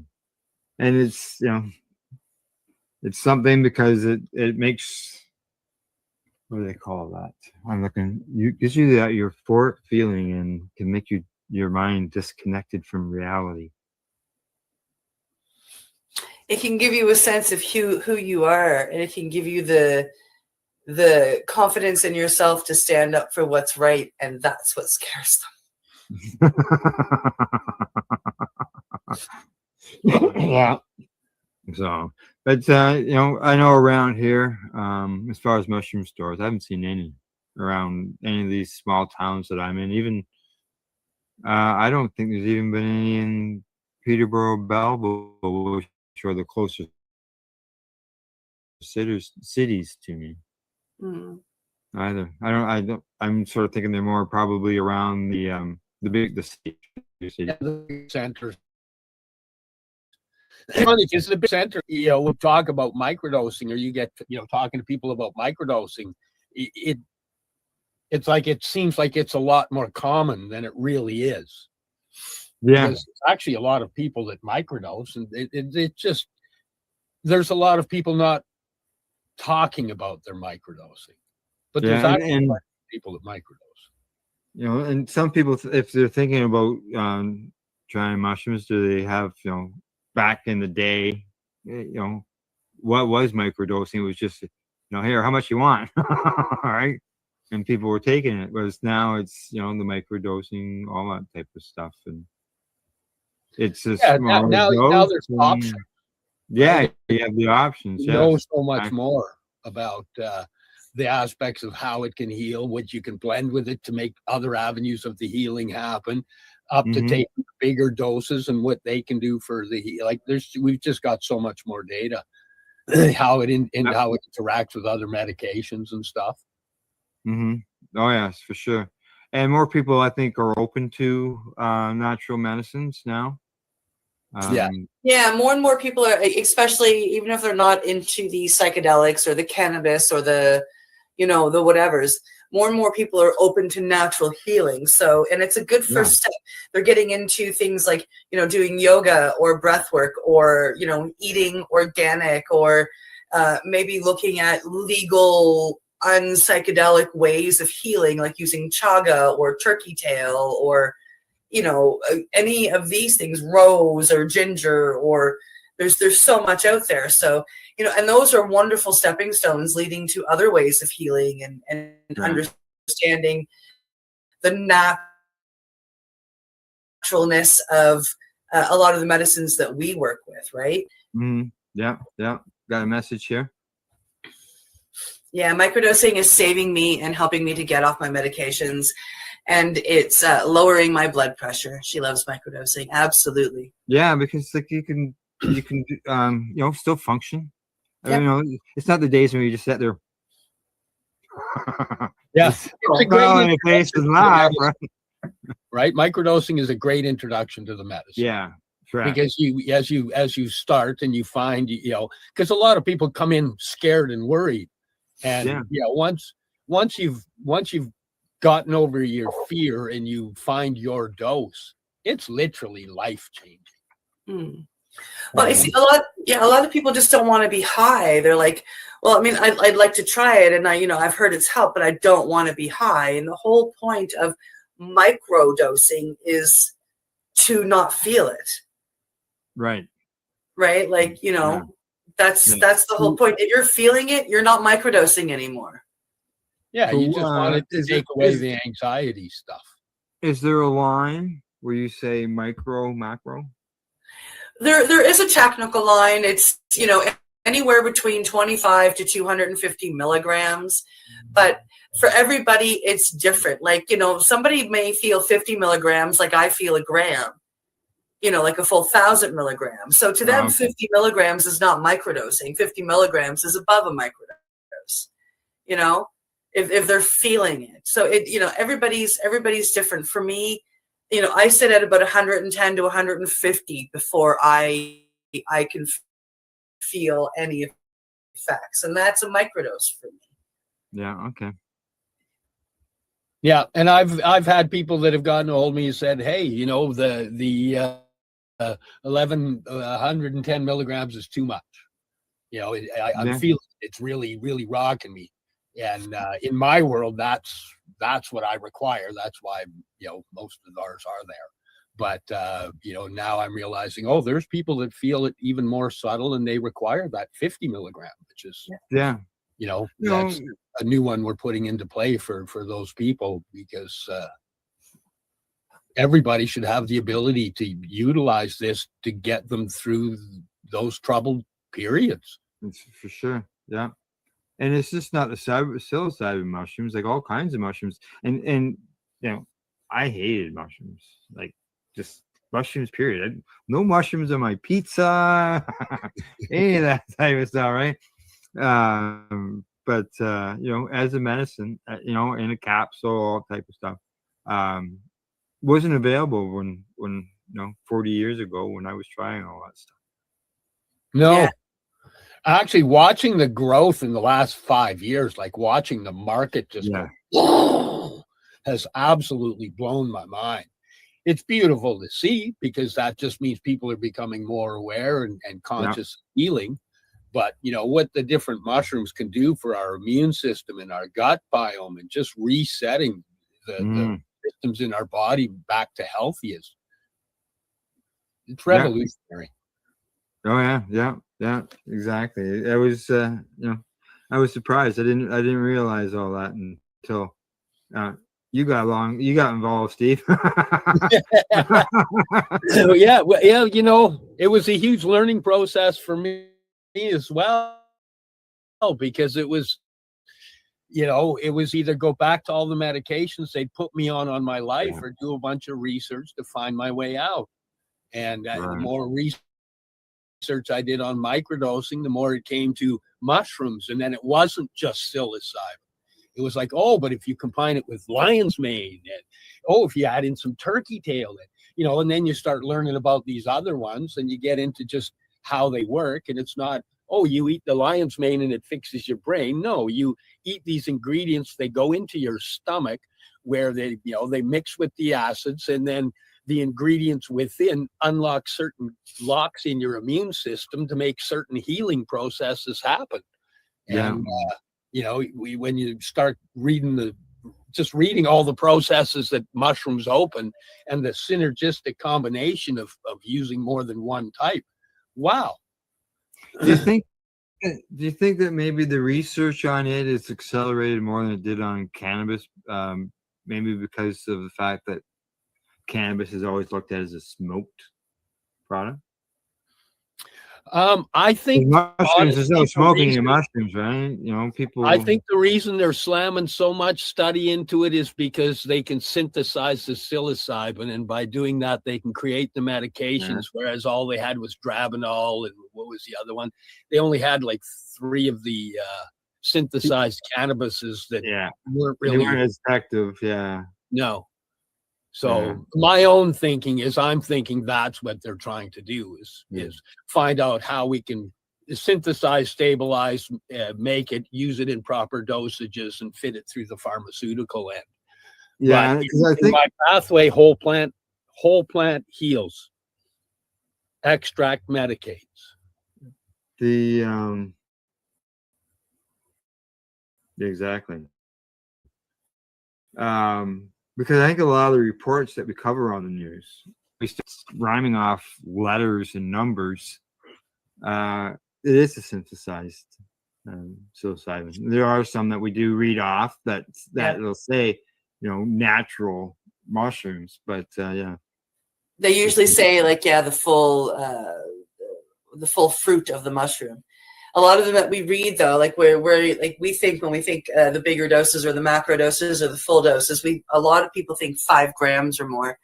And when we read them on the news, they talk about 25 milligrams. And what they're talking about there is they're talking about 4-ACO-DMT, which is the synthesized psilocin that they have made. And that 25 milligrams is equivalent to 5 full grams of a penis envy mushroom. Yeah. So like a higher in psilocin mushroom, like a stronger mushroom, like the penis envy or something like that. So yeah, That's what they speak of with the psilocin. And it's actually called 4-ACO DMT. Yeah, why wouldn't they just put an magic mushroom? DMT makes it sound like the DMT. Well, there's also NN-DMT, and which is and then the 5-MeO DMT, which is what I work with, and there's a lot of the medicines that fall under that DMT realm, believe it or not. Okay, so and mushrooms are definitely one of them.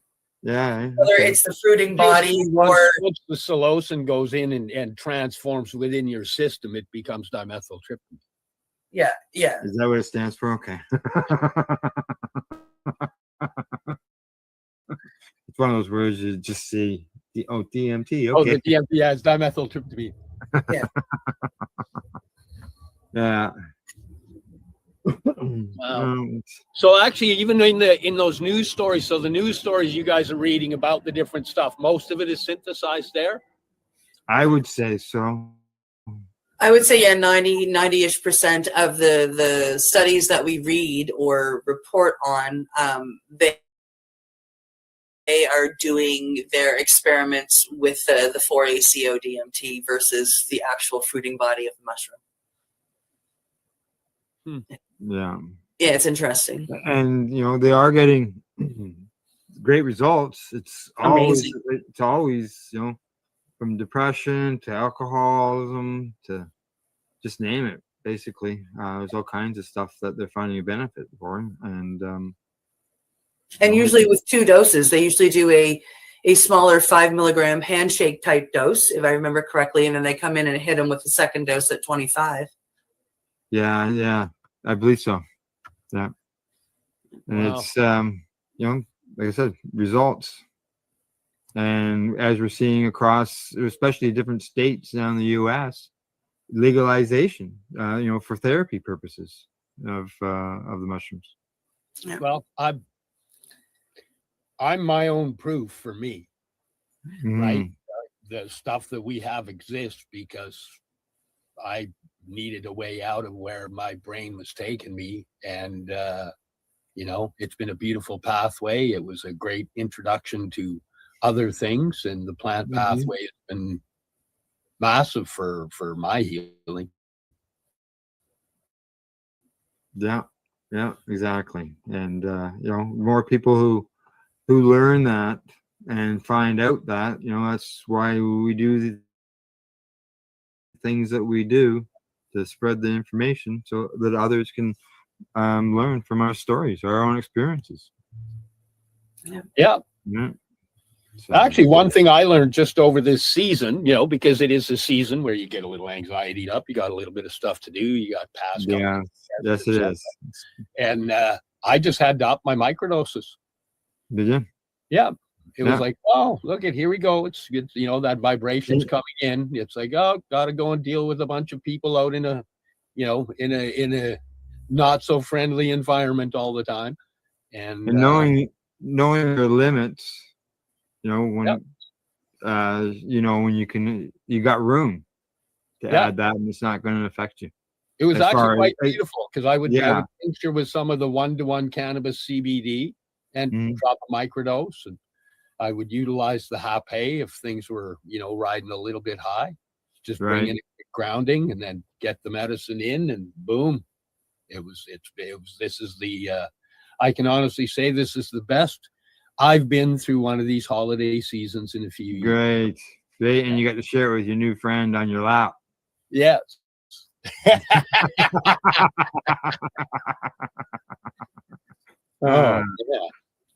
What have we got that's new and exciting to look forward to this year, Al?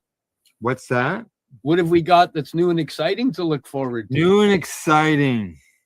Let's see. Well, people might have noticed that the Veterans Action Council hasn't been running on Sundays. That was because we caught up with them. They have added more shows, so I'll be restarting that back on the network, getting that out. And it's always great to hear what they are doing in the U.S. And the last I had reported on them, they were trying to They were how do you call it, appealing it in the rescheduling of cannabis down in the U.S. Yeah. They're involved in big time, like in the federal government. They're always lobbying. They're lobbying over like with the UN over in Europe. They're helping veterans all around the world. The organizations from veterans from all over the world. They're not just for the U.S. So they'll be starting back up, as well as I mentioned earlier. Time for Hemp was the spot where I started doing the radio broadcast. This past summer, I was talking with Casper at Time for Hemp, and we've got him jumped over to the video side of things, and he is doing broadcasts now, and I will be adding them to our network broadcast as well. And I'm looking at possibly with the news show, because we do the 2 broadcasts a week. Not really adding a third day or anything, but I'd like to be able to do like briefs, short brief of the news. Some of the stuff is breaking news or really good news. For example, Manitoba all of a sudden being able to grow cannabis instead of waiting 6 days to get the news out. Maybe do a short news flash, something along that line. As far as new shows, right now, other than bringing back and adding the Time for Hemp, nothing's new that I see in the horizon. As far as Ashley, she's obviously been off with her New baby. with the new baby. And she did a lot of traveling around the U.S. and stuff like that. I haven't talked to her since she's had the new baby, and she's still in her thread, and said the Merry Christmases to everybody. So as far as I know, she's coming back, and we're doing some broadcasts. So see what happens. Yeah, John and I are supposed to put one together and propose it to you as well. So. Are you okay? We gotta get this going this year. So I didn't have to tell you. I didn't have to look at you. Look at you, Steve. I'm so proud of you, my friend. Brought it up all by yourself. Oh yeah. Well, there was a talk way back about John and you doing something, and it just sort of went quiet, right? And or he was getting involved somewhere, and so yeah. Let me know. Yeah, no, we've been chatting and putting it together and working on some ideas, and we decided that this is 2025. Time to get alive. Yeah, and we discussed it. You guys discuss it all the time. Psychedelics is out there. People are looking for the information. They're looking for knowledge, right? And that's what we're about, is sharing information and sharing what we can learn. And on that note, it's that time again. Thank you for joining us here on The Mushy Moment with my co-host Cindy, myself, and our awesome guest, Al Graham. We're proud to be coming to you live from baseradio.net. We stream everywhere. We'll see you next week. Much love. You're listening to the Pace Radio Network here at paceradio.net. The opinions of the individuals during this broadcast are their own and may not be the opinions of their group or other organizations they may be involved with. All medical advice during our broadcast is not a medical opinion and should be checked with your medical physician. When you have a pain that's reached its peak, Legacy for 20, it's so unique. If organic cannabis is what you seek, here's your trusted partner 7 days a week. Suppository salves, bakes and drops, topicals, edibles, infused pop. Just when life seems like it ain't easy, at Legacy 420, enjoy a pop freezy. Lab tested products, make them the GOAT. Legacy 420 out on your road. Legacy 420 in Tyndonega, Mohawk territory. Indigenous organic cannabis at its finest. Enjoy the buzz of legalization with Campbellford Lifestyle Shop. From lights to plant nutrients, books, consumption accessories, and more, we've got all your basics to grow or consume cannabis. Visit our info center or take a look at our piercing services and body jewelry, now available in-store through Campbellford Lifestyle Shop, 17 Bridge Street West, Campbellford. Limestone City Hydroponics is Kingston, Ontario's hydroponics shop. Take your growing to the next level and create the optimal environment with the tent kit, or maximize your yield with an ebb and flow flood table kit. Either way, Limestone has more stuff that adapts to your budget. Then look no further, as they have professional grow lighting. They have indoor grow systems that are easy and cost effective, with many options to fit your living space and lifestyle. Cultivate your growing potential. We have everything you need to succeed. And if you can't make it to the store, they offer local delivery to the greater Kingston area. Remember, when you're looking for experts to help you grow, then look no further than the locally owned Limestone City Hydroponics, 105 Sunderland Drive in Kingston, Ontario. Call them at 613-548-0420. We are people advocating cannabis education here at paceradio.net.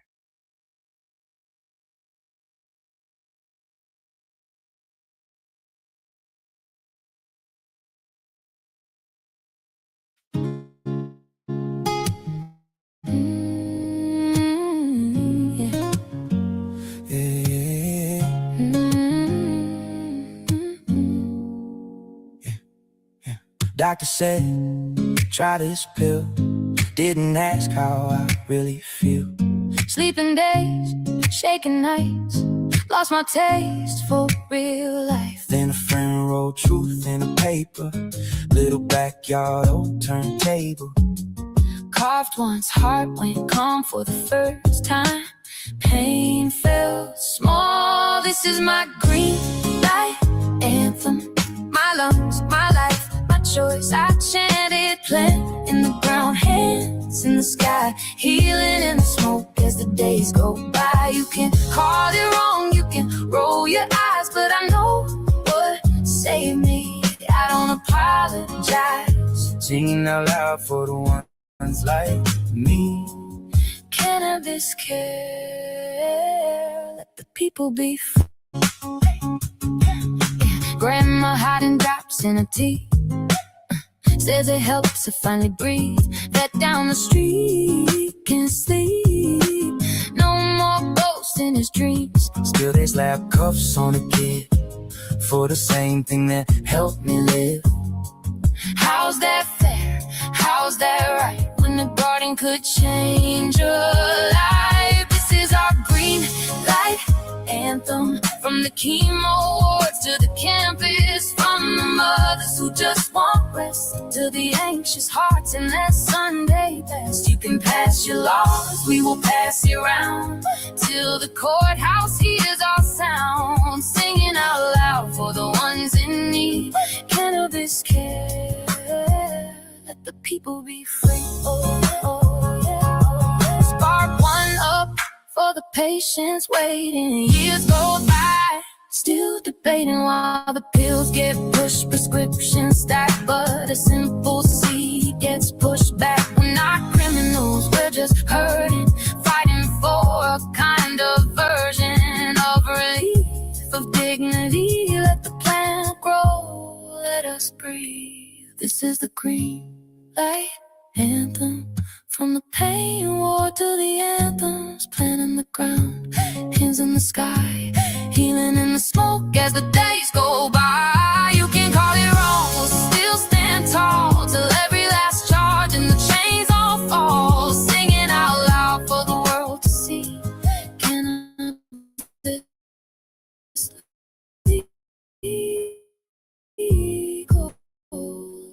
People be free. Let us be. Let us be. Let us be. People be free.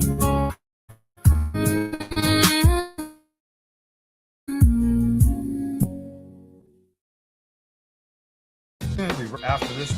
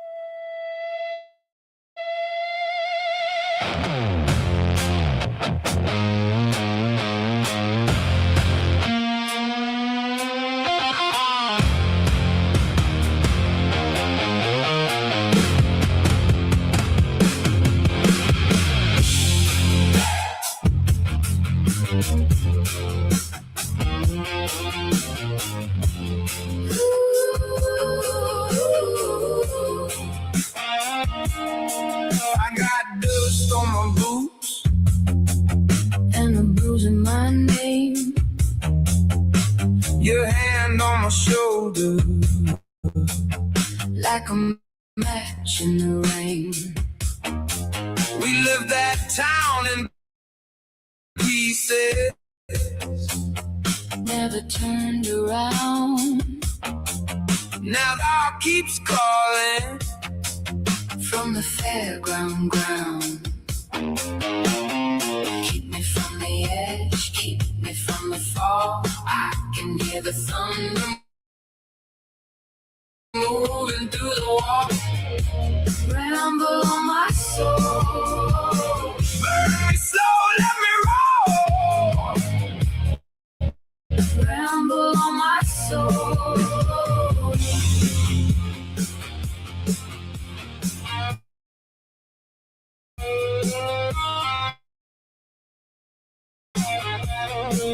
You wore a red scarf like a I found your name in gravel by the county line.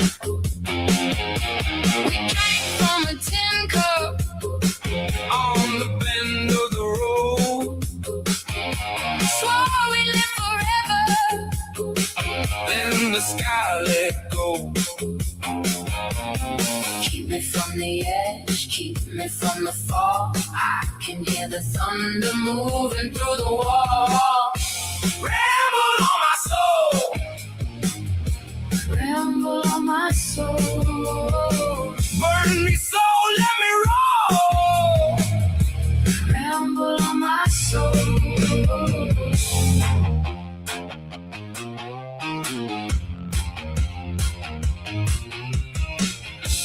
If I go blind, take my hand. If I lose my name, call it back.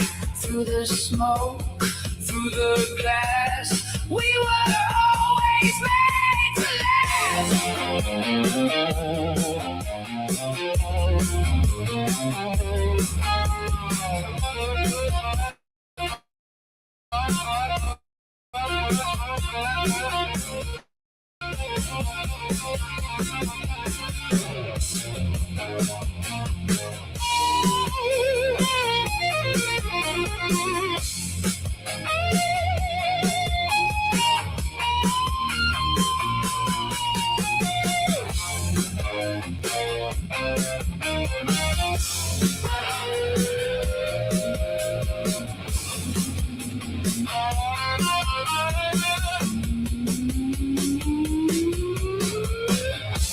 ramble on my soul,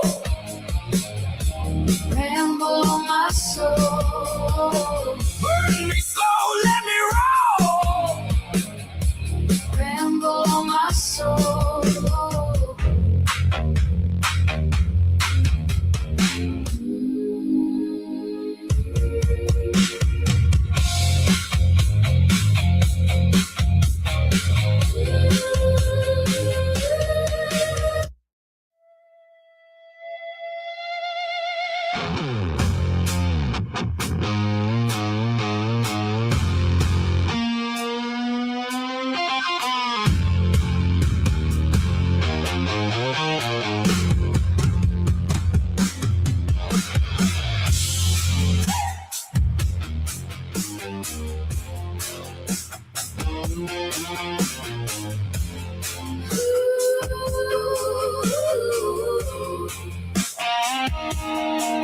I got dust on my boots and a bruise in my name. Your hand on my shoulder, like a match in the rain. We left that town in pieces, never turned around. Now the dark keeps calling. The edge keep me from the fall. I can hear the thunder moving through the wall. Ramble on my soul. Ramble on my soul. Burn me slow, let me roll. Ramble on my soul.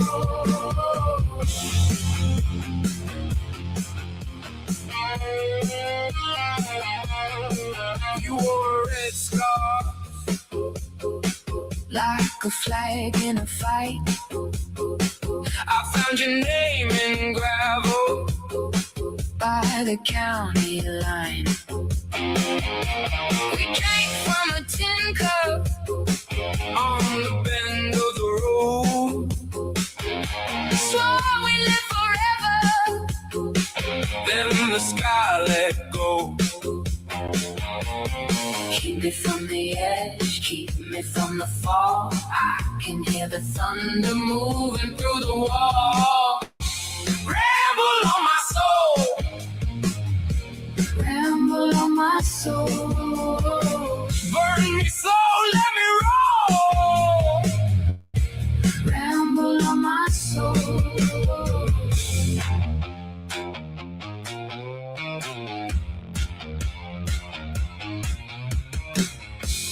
If I go blind, take my hand. If I lose my name, call it back.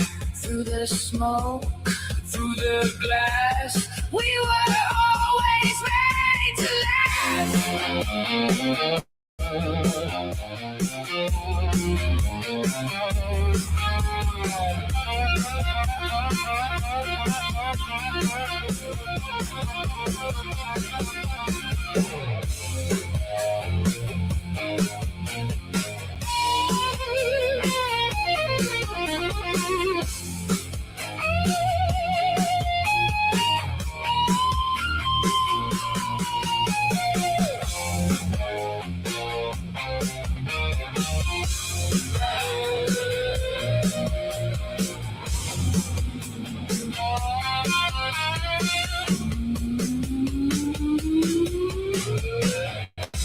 Ramble on my soul. Ramble on my soul. Burn me slow, let me roll. Ramble on my soul.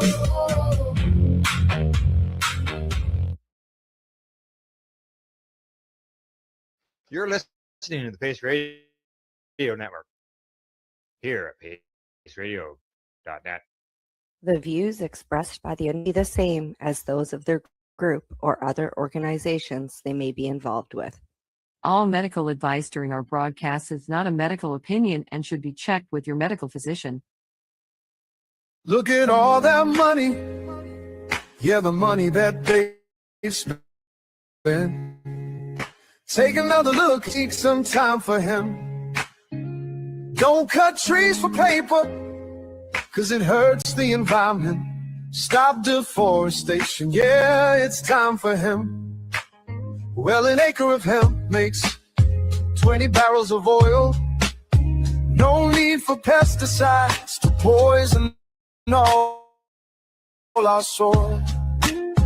People got no food, they got no clothes, they got no for hemp.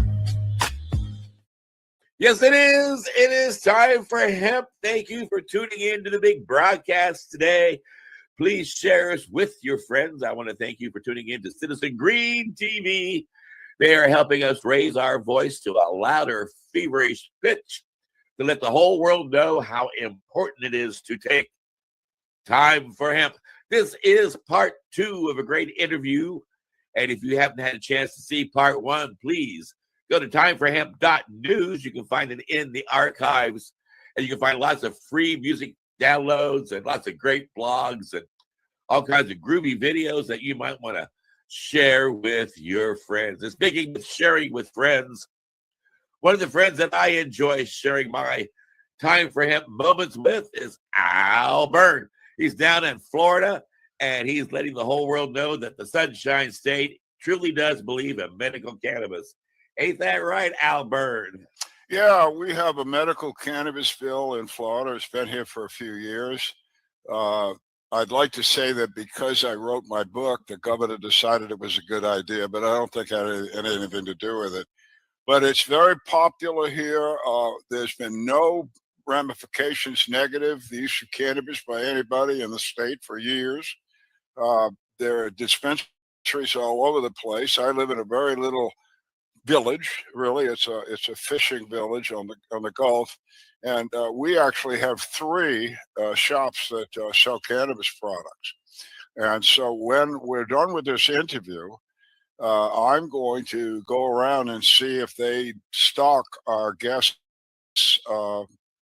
products, because I'm already impressed as hell, and we're going to find out more about it. But before we do that, we have to bring in our token Canadian, one of my joint hosts, Al Graham. Hi guys, how you doing? Groovy, and other than that, things are doing really well. Well, groovy. And why don't you introduce our groovy guest on the big joint broadcast today? All right, I'd like to welcome back Colonel Philip Blair. He's an MD. He's also a combat physician. He's managed chronic or product called BC Plus. And instead of me explaining to him, we're going to bring him on the show and we're going to find out all the details about it. Welcome to the broadcast, Colonel Phelps. Why, thank you so much. I appreciate it. This is a great honor to be with you. Well, I don't know about honor, Colonel. I don't know with these guys, but why don't we get, we've talked in the first half hour. You've been very, very, wow, stuff, but we also know we don't know stuff, and you've filled in a lot of holes. But let's go right away. But you spent quite a background product to take that giant step. Well, I didn't know anything about cannabis. Was all inclined to the derogatory nature. I never even experimented with with cannabis at all until 2014, and when I was introduced to it as a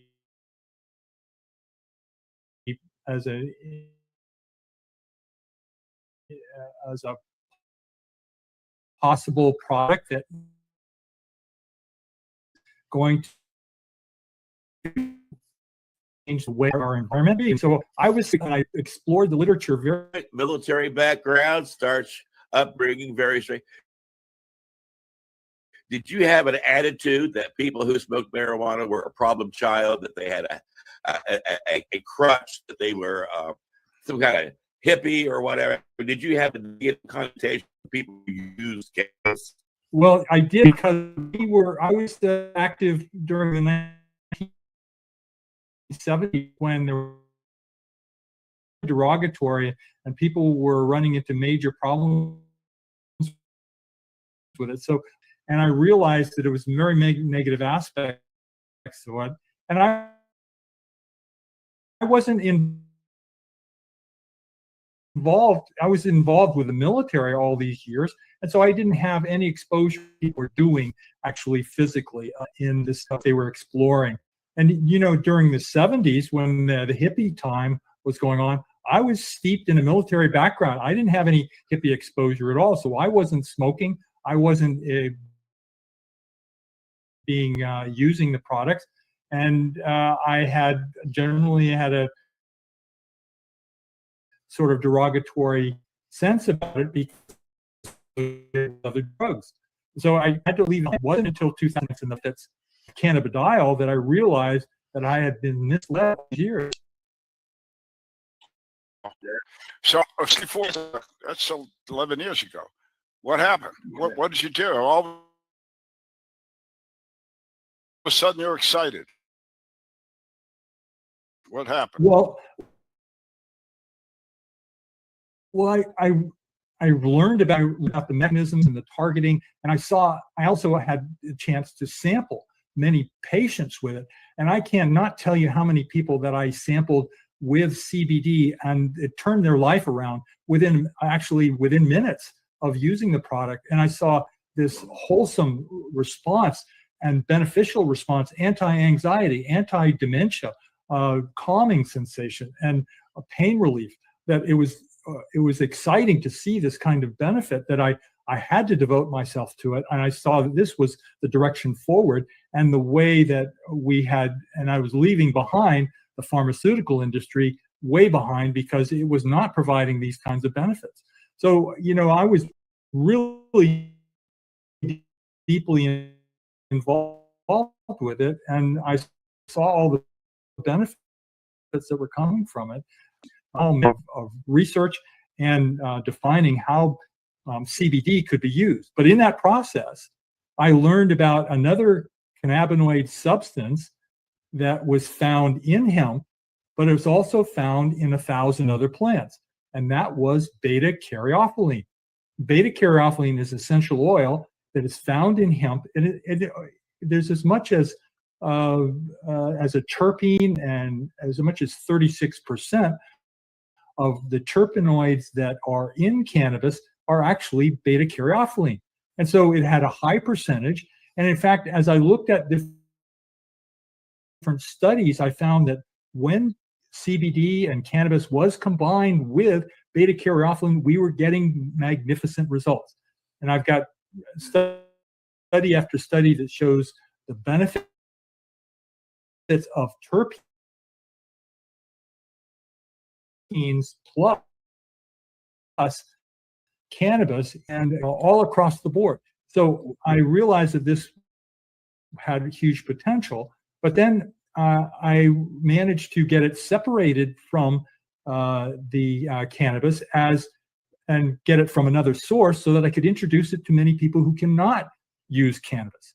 So it comes from cloves and black pepper and hops, and I had it extracted from those substances and put into an independent product that offers, and I've learned this from experience, is it offers almost all the benefits of cannabis, but it doesn't have any derogatory substance in it that could test out as a positive urine analysis. So it's available to military, police, first responders, to medical personnel, to aviation people, to certified licensed people. Anybody who can use it, who's restricted, could use this product and get great benefits from it. Well, I got to jump in here. It sounds to me like you took chocolate and took the taste out. You took beer and took the buzz out. You took cannabis and took the high out. You ruined it. Why? Yeah. Screwed it all up. Yeah. What benefit? Tell me, what's going to drive me to this? Well, so what happens with cannabis is that it works on the target, much is on the CB1 receptor. Now, there's actually two types of CB1 receptors. There's a CB1 receptor in the brain, very specifically, and it is a different isoform than the CB1 receptor in the liver. and the one in the brain makes you high, whereas the one in inflammation, you want to see receptor in the liver acted, because that can lead to obesity and other types of inflammatory signals. But in the brain, it can mitigate against Alzheimer's disease and dementia. So cannabis is generally targeted and talked about for the THC effect and on the CB1 receptors. Well, now this is the opposite. This is caryophyllene, BCP, works on the CB2 receptor. And the CB2 receptor has no psychotropic activity. It does not cause any high at all. And in fact, it can mitigate against a high effect very specifically. And that's so what I was going to lead to next, is that we had somebody on a couple of weeks ago that said if you're using cannabis oil, when you smoke cannabis, you won't get a buzz. It's like, I can't decide, do I take cannabis oil to live longer or do I get high? Well, there's different combinations that work for different people, and I don't know exactly what your need is, but there's two receptor systems, and they work in tandem, and they can benefit each other. So the THC works on CB1 receptors and CB2 receptors. Now the BCP product works strictly on the CB2 receptors, so there's no associated high with it, but it actually mitigates against behavioral abnormalities such as anxiety, depression, PTSD, and I believe it's going to work for bipolar and schizophrenia, as well as suicide ideations. Well, and you said that this can help with blood supply. If somebody's got problems with their circulation, would this be a benefit to them? Yes, definitely. Yeah, it actually increases the amount of nitric oxide that we produce in a beneficial way. So it dilates the blood vessels, and it actually dilates the blood vessels in the so what studies have you done to help verify something? 15 clinical human studies on the product, but there are about 3,500 preclinical studies that have been done on beta-caryophyllene.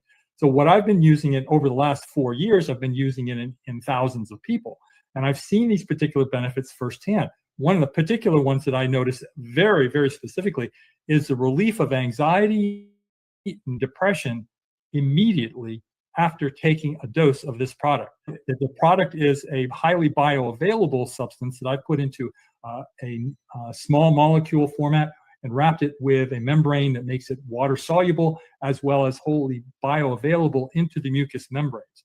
And that's what delivers it in the mucous membranes immediately within 10 minutes after dosing. Wow. So, Colonel, do you, two questions. Do you use your own product? Yes. Okay. And then I want to use your product. How do I administer it to myself? Well, now, there's different formats, but the main one is the liposome format. So the liposomes are molecules that are water soluble. They're in a phosphatidylcholine, a membrane that is highly bioavailable. It gets absorbed really well, but it isolates the molecule, the beta-caryophyllene, into the molecule, so allows it to be water soluble and bioavailable to the mucous membrane, so it gets absorbed into the bloodstream immediately. So that's liposomal product. So if you were taking the liposomal product, I'd want you to take a half to a full milliliter, and probably for you, I'd want you to take a 1 milliliter, hold it in your mouth for 1 minute, and swish it, and then allergy that you're having. Whatever those symptoms are, just go run down them, whether it's aches and pains, if it's anxiety, whether it's stress, or if it's sleep disorders, or there's muscle tension, or there's contractile joint, any of those things, then I want you to do a self-assessment beforehand, and then a self-assessment afterwards, after 10 minutes, and you should see significant change in the benefit level.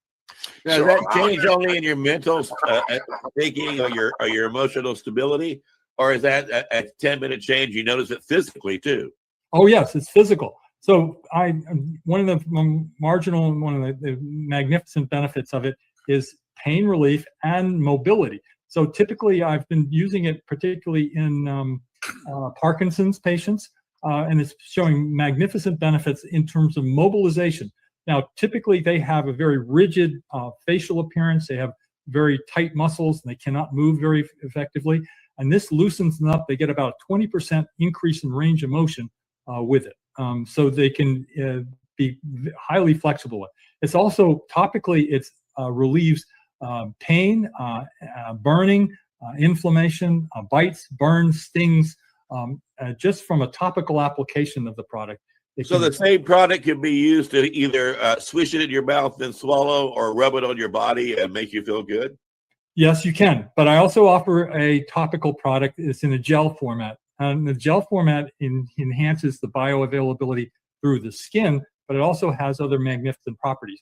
One of the magnificent properties that I've seen with it is relief of amputation type of pain. Phantom limb pain has been marvelous for. And I've got a number of cases. I've got 2 cases that they're absolutely devoted to using the product now. Phantom pain's a big deal for vets. I got a question. So I put your product in my mouth and I hold it for a minute. Now, I'm assuming my oral mucosal area is absorbing this product. It's into my bloodstream, right? All right, so I get it in my bloodstream, but now that blood's going to take it to my liver. And is that going to change the chemicals? What happens when it hits my liver? Well, it's going to hit your liver after it circulates in the body. So you're going to get the benefits right away, and it's going to go to the brain right away. So you're going to get brain circulation. And then as it processes through the body, it's going to go through the liver and to get metabolized. Now, in metabolism of beta-caryophyllene is actually to another beneficial product called beta-caryophyllene oxide. And that has enormous benefits too. It has a strong anti-cancer effects, but it also has strong other benefits, not specifically as a BCP product, but it is highly effective for other things. And then that's can also help with and urinated out. You said it can help with phantom pain. I've got a close friend who's like me, 100 years old, and she's had a leg amputated, and about every 20 minutes or so, she feels this horrific phantom pain. Well, I've had 2 cases that have responded very, very well to it. I'd love to get another case involved and get her exposed to it as well. Well, I don't know. I'm exploring all these benefits because they've not been seen before. I've addressed many different types of problems that have not been effectively treated. For instance, mast cell activation phenomena. It's a mast cell reaction that occurs in a large number of women who have they have problems with their immune cell called a mast cell. And that mast cell reacts with allergy phenomena and pain and discomfort. And what beta-caryophyllene has done has blocked that particular pathway so that it relieves those symptoms almost immediately. In fact, it's been effective in blocking anaphylaxis in several cases. So what? Wow. So problems with pollen and things like that affect people. Would this have a positive effect on their reaction? Yes, but I can't say that it's going to stop your allergies, but it can mitigate against a lot of nasal stuffiness and a lot of other allergic phenomena that goes on. I would definitely take it if you were having problems with allergies. Give it a try, and I actually put the product on my nose when I get nasal congestion or allergic phenomena, and I can temper the allergy very effectively with it. Well, and you know that there comes a time in your path in life where you're just too old to mess with. People just figure put you into a euthanasia program.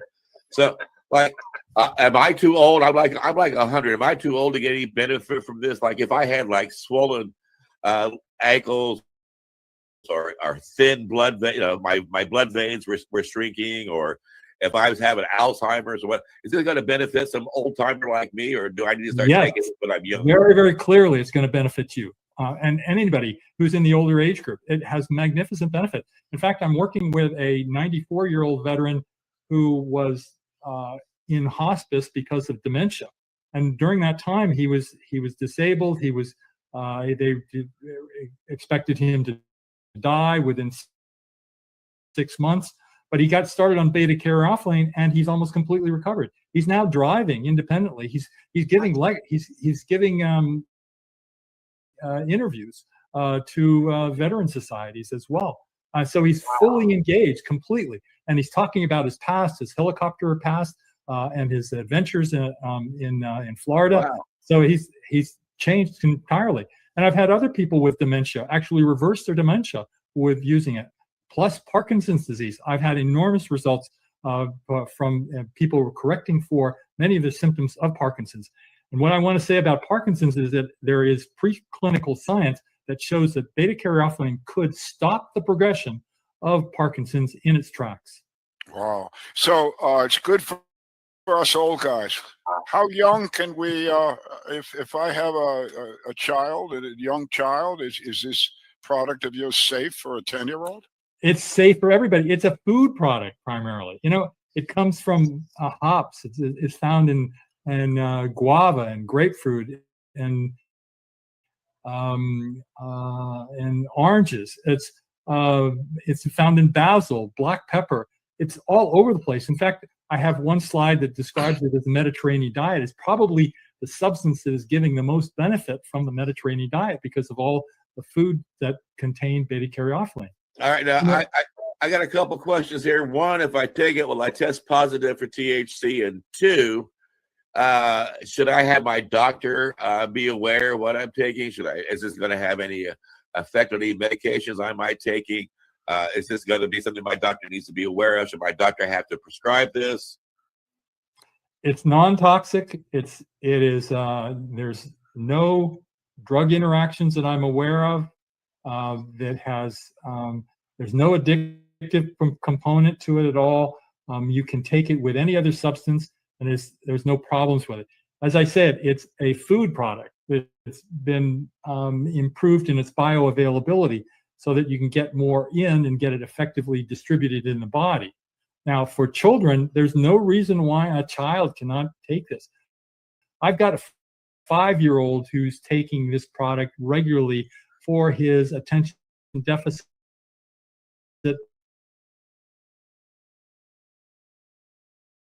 He will walk over to his mom and ask her for a dropper of brain food because it settles him down and he's able to do his work and interact with his siblings as well.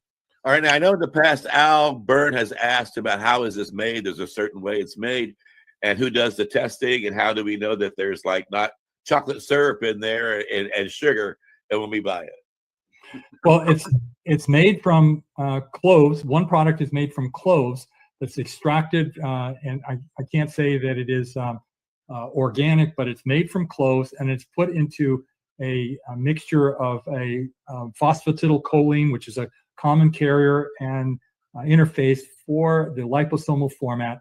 It's energized with high vibration to collect up the molecules and to put it into a thick liquid that is easily bioavailable from the body, and it stays suspended indefinitely. So you take about half to a full milliliter once or twice a day, and you get the full benefits. And typically the benefits last for about 12 hours. Now it's tested, it's get regularly tested. We get certificates of availability on the substance. And we also offer a capsular product that is from a powdered BCP, but we're using hops oil for that, and we're turning that into a powder, and that is mixed with the purest of chemicals, and we're also producing that into the capsules, and those are offering similar benefits.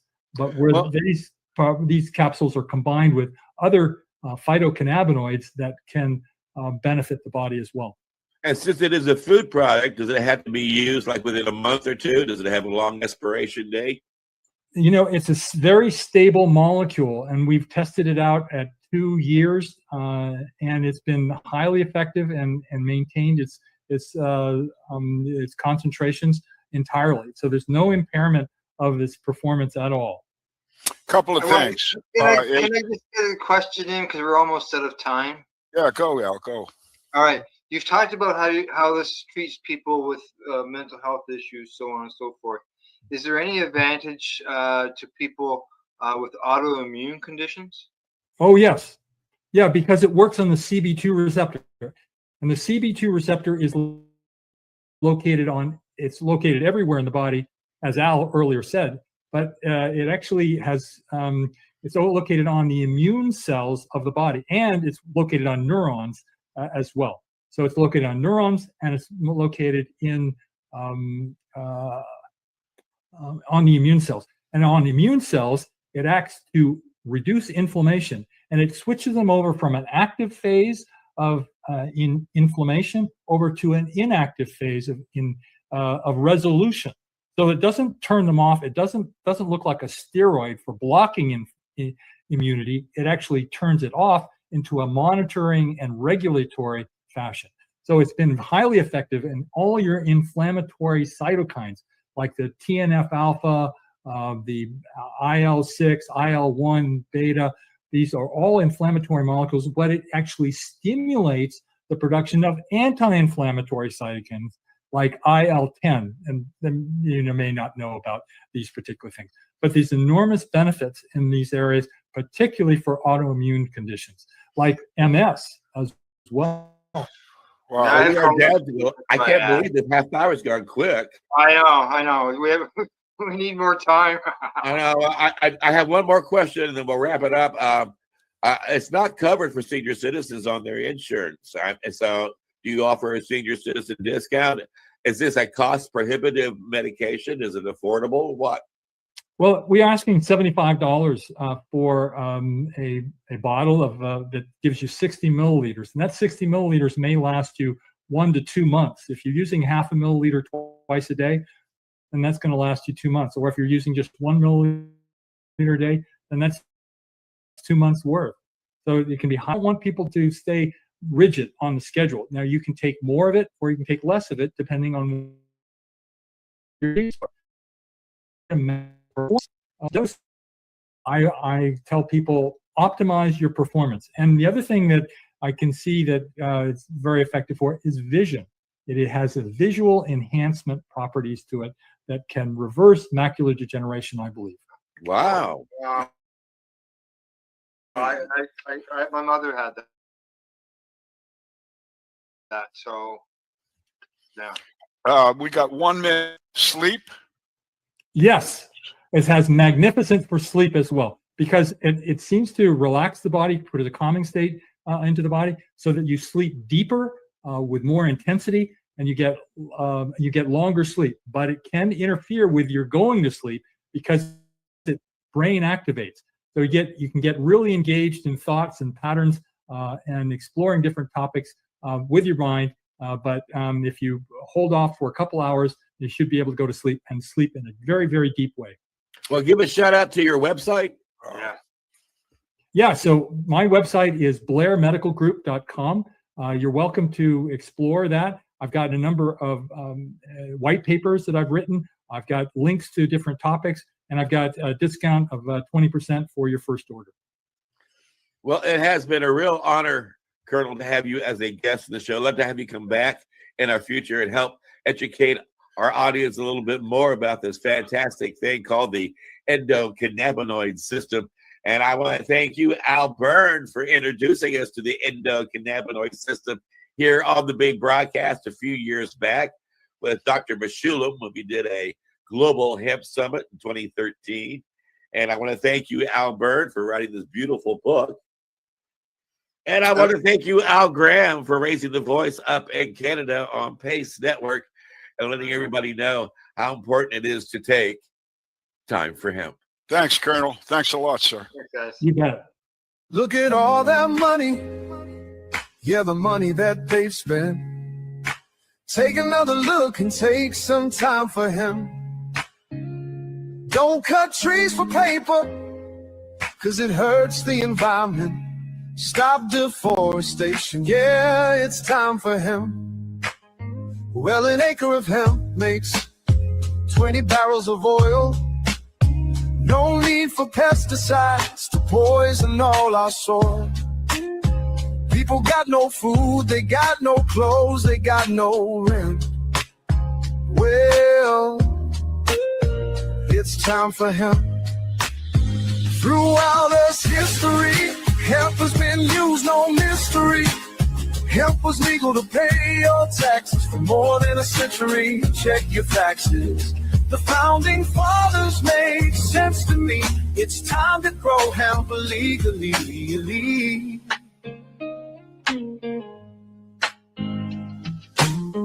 Think of all its uses. It's money that's well spent right now. No excuses, it's time for hemp. Sustainable green industry, that's our intent. A better place this world will be. It's time for hemp. Fueling food and clothes and soap. Housing cars, your cars, no joke. Henry Ford built a car with hemp. It's time for us to do it again. People be employed with balanced farming as it's meant right now. It's time for hemp. Hemp is a true necessity for the wealth and protection of this country. Thomas Jefferson spoke those words. He knew the value of these herbs. It's time to lift the hemp ban. It's time to make a strong stand. Yes, we can. I know we can. We can make a difference. Yes, we can. Just like birds of a feather. Yeah, the money that they've spent. Take another look and take some time for him. Don't cut trees for paper, 'cause it hurts the environment. Stop deforestation, yeah.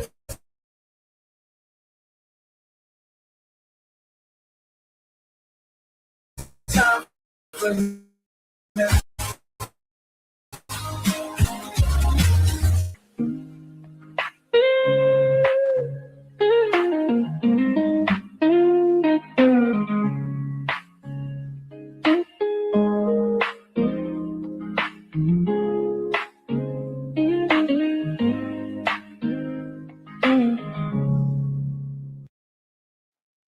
Time for Hemp is the Pace Radio Network content provider. You're listening to the Pace Radio Network here at paceradio.net. The opinions of the individuals during this broadcast are their own and may not be the opinions of their group or other organizations they may be involved with. All medical advice during our broadcast is not a medical opinion and should be checked with your medical physician. Enjoy the buzz of legalization with Campbellford Lifestyle Shop. From lights to plant nutrients, books, consumption accessories, and more, we've got all your basics to grow or consume cannabis. Visit our info center or take a look at our piercing services and body jewelry, now available in-store through Campbellford Lifestyle Shop, 17 Bridge Street West, Campbellford. Limestone City Hydroponics is Kingston, Ontario's hydroponics shop. Take your growing to the next level and create the optimal environment with a tent kit, or maximize your yield with an ebb and flow flood table kit. Either way, Limestone City Hydroponics has more sizes and options to fit your needs. Are you looking for the power of the sun that adapts to your budget? Then look no further, as they have professional grow lighting. They have indoor grow systems that are easy and cost effective, with many options to fit your living space and lifestyle. Cultivate your growing potential. We have everything you need to succeed. And if you can't make it to the store, they offer local delivery to the greater Kingston area. Remember, when you're looking for experts to help you grow, then look no further than the locally owned Limestone City Hydroponics, 105 Sunderland Drive in Kingston, Ontario. Call them at 613-548-0420. We are people advocating cannabis education here at paceradio.net. You're watching the 420 Pace, found at 420pace.ca.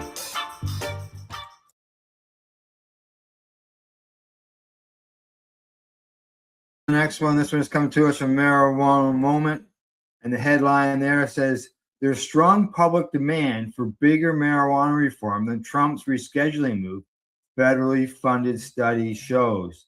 The Trump administration's move to reschedule cannabis is popular, but most people support even broader cannabis reforms, according to a new federally funded study that examines public comments received during the government's official consideration of the proposal.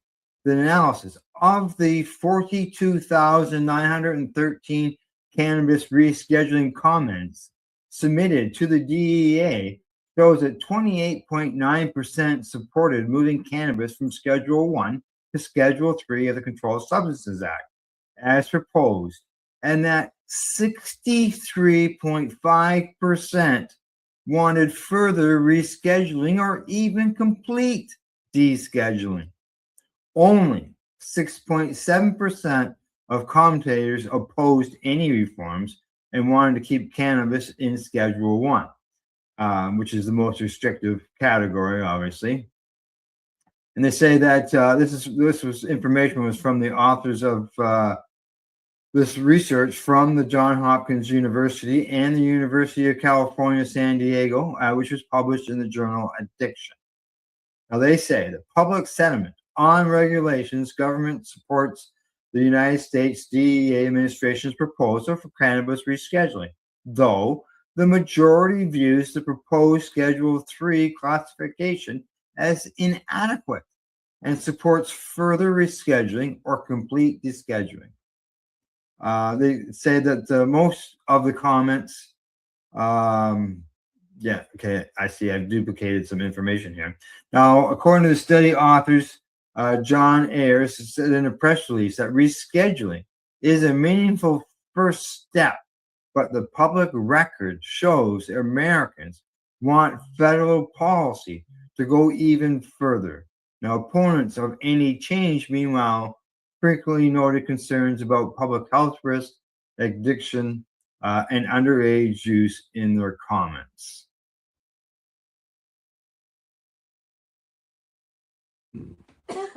You're watching the 420 Pace Reroll Saturday.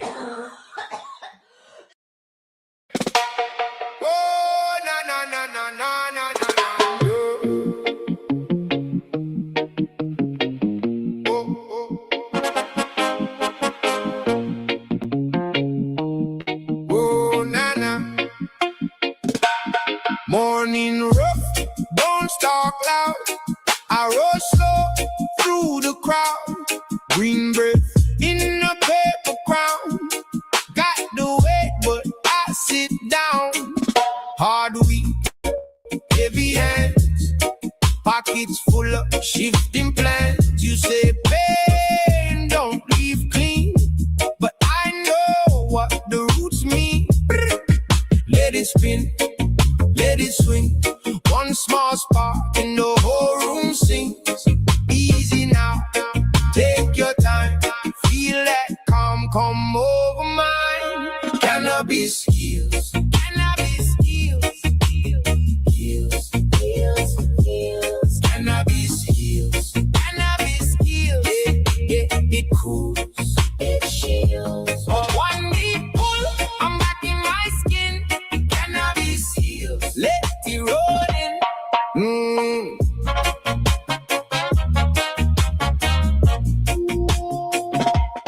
Mama said, boy, stay wise. Read that truth behind the eyes. Some folk talk, some dumb folk lie. Still I keep my head held high. On the porch with the plate half full. Baseline warm and the night too cool. Friends lean close, the worries fade. One love glow in the shade. Let it spin, let it swing. One small spark and the whole room sings. Easy now, take your time.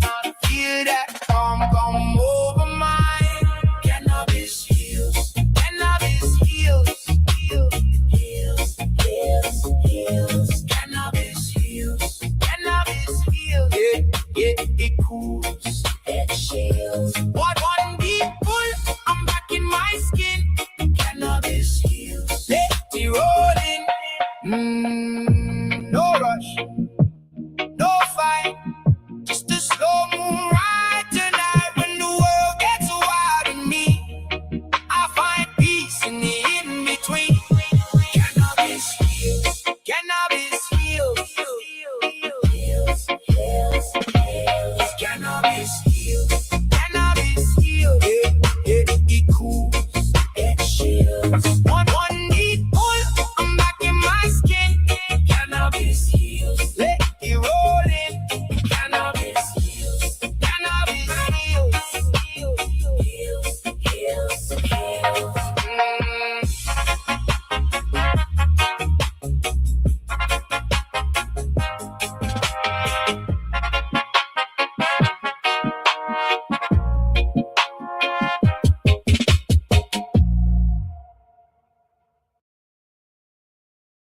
Rerolled Saturdays. Check it out. Nothing but non-stop cannabis. You're watching the 420 Pace, found at 420pace.ca.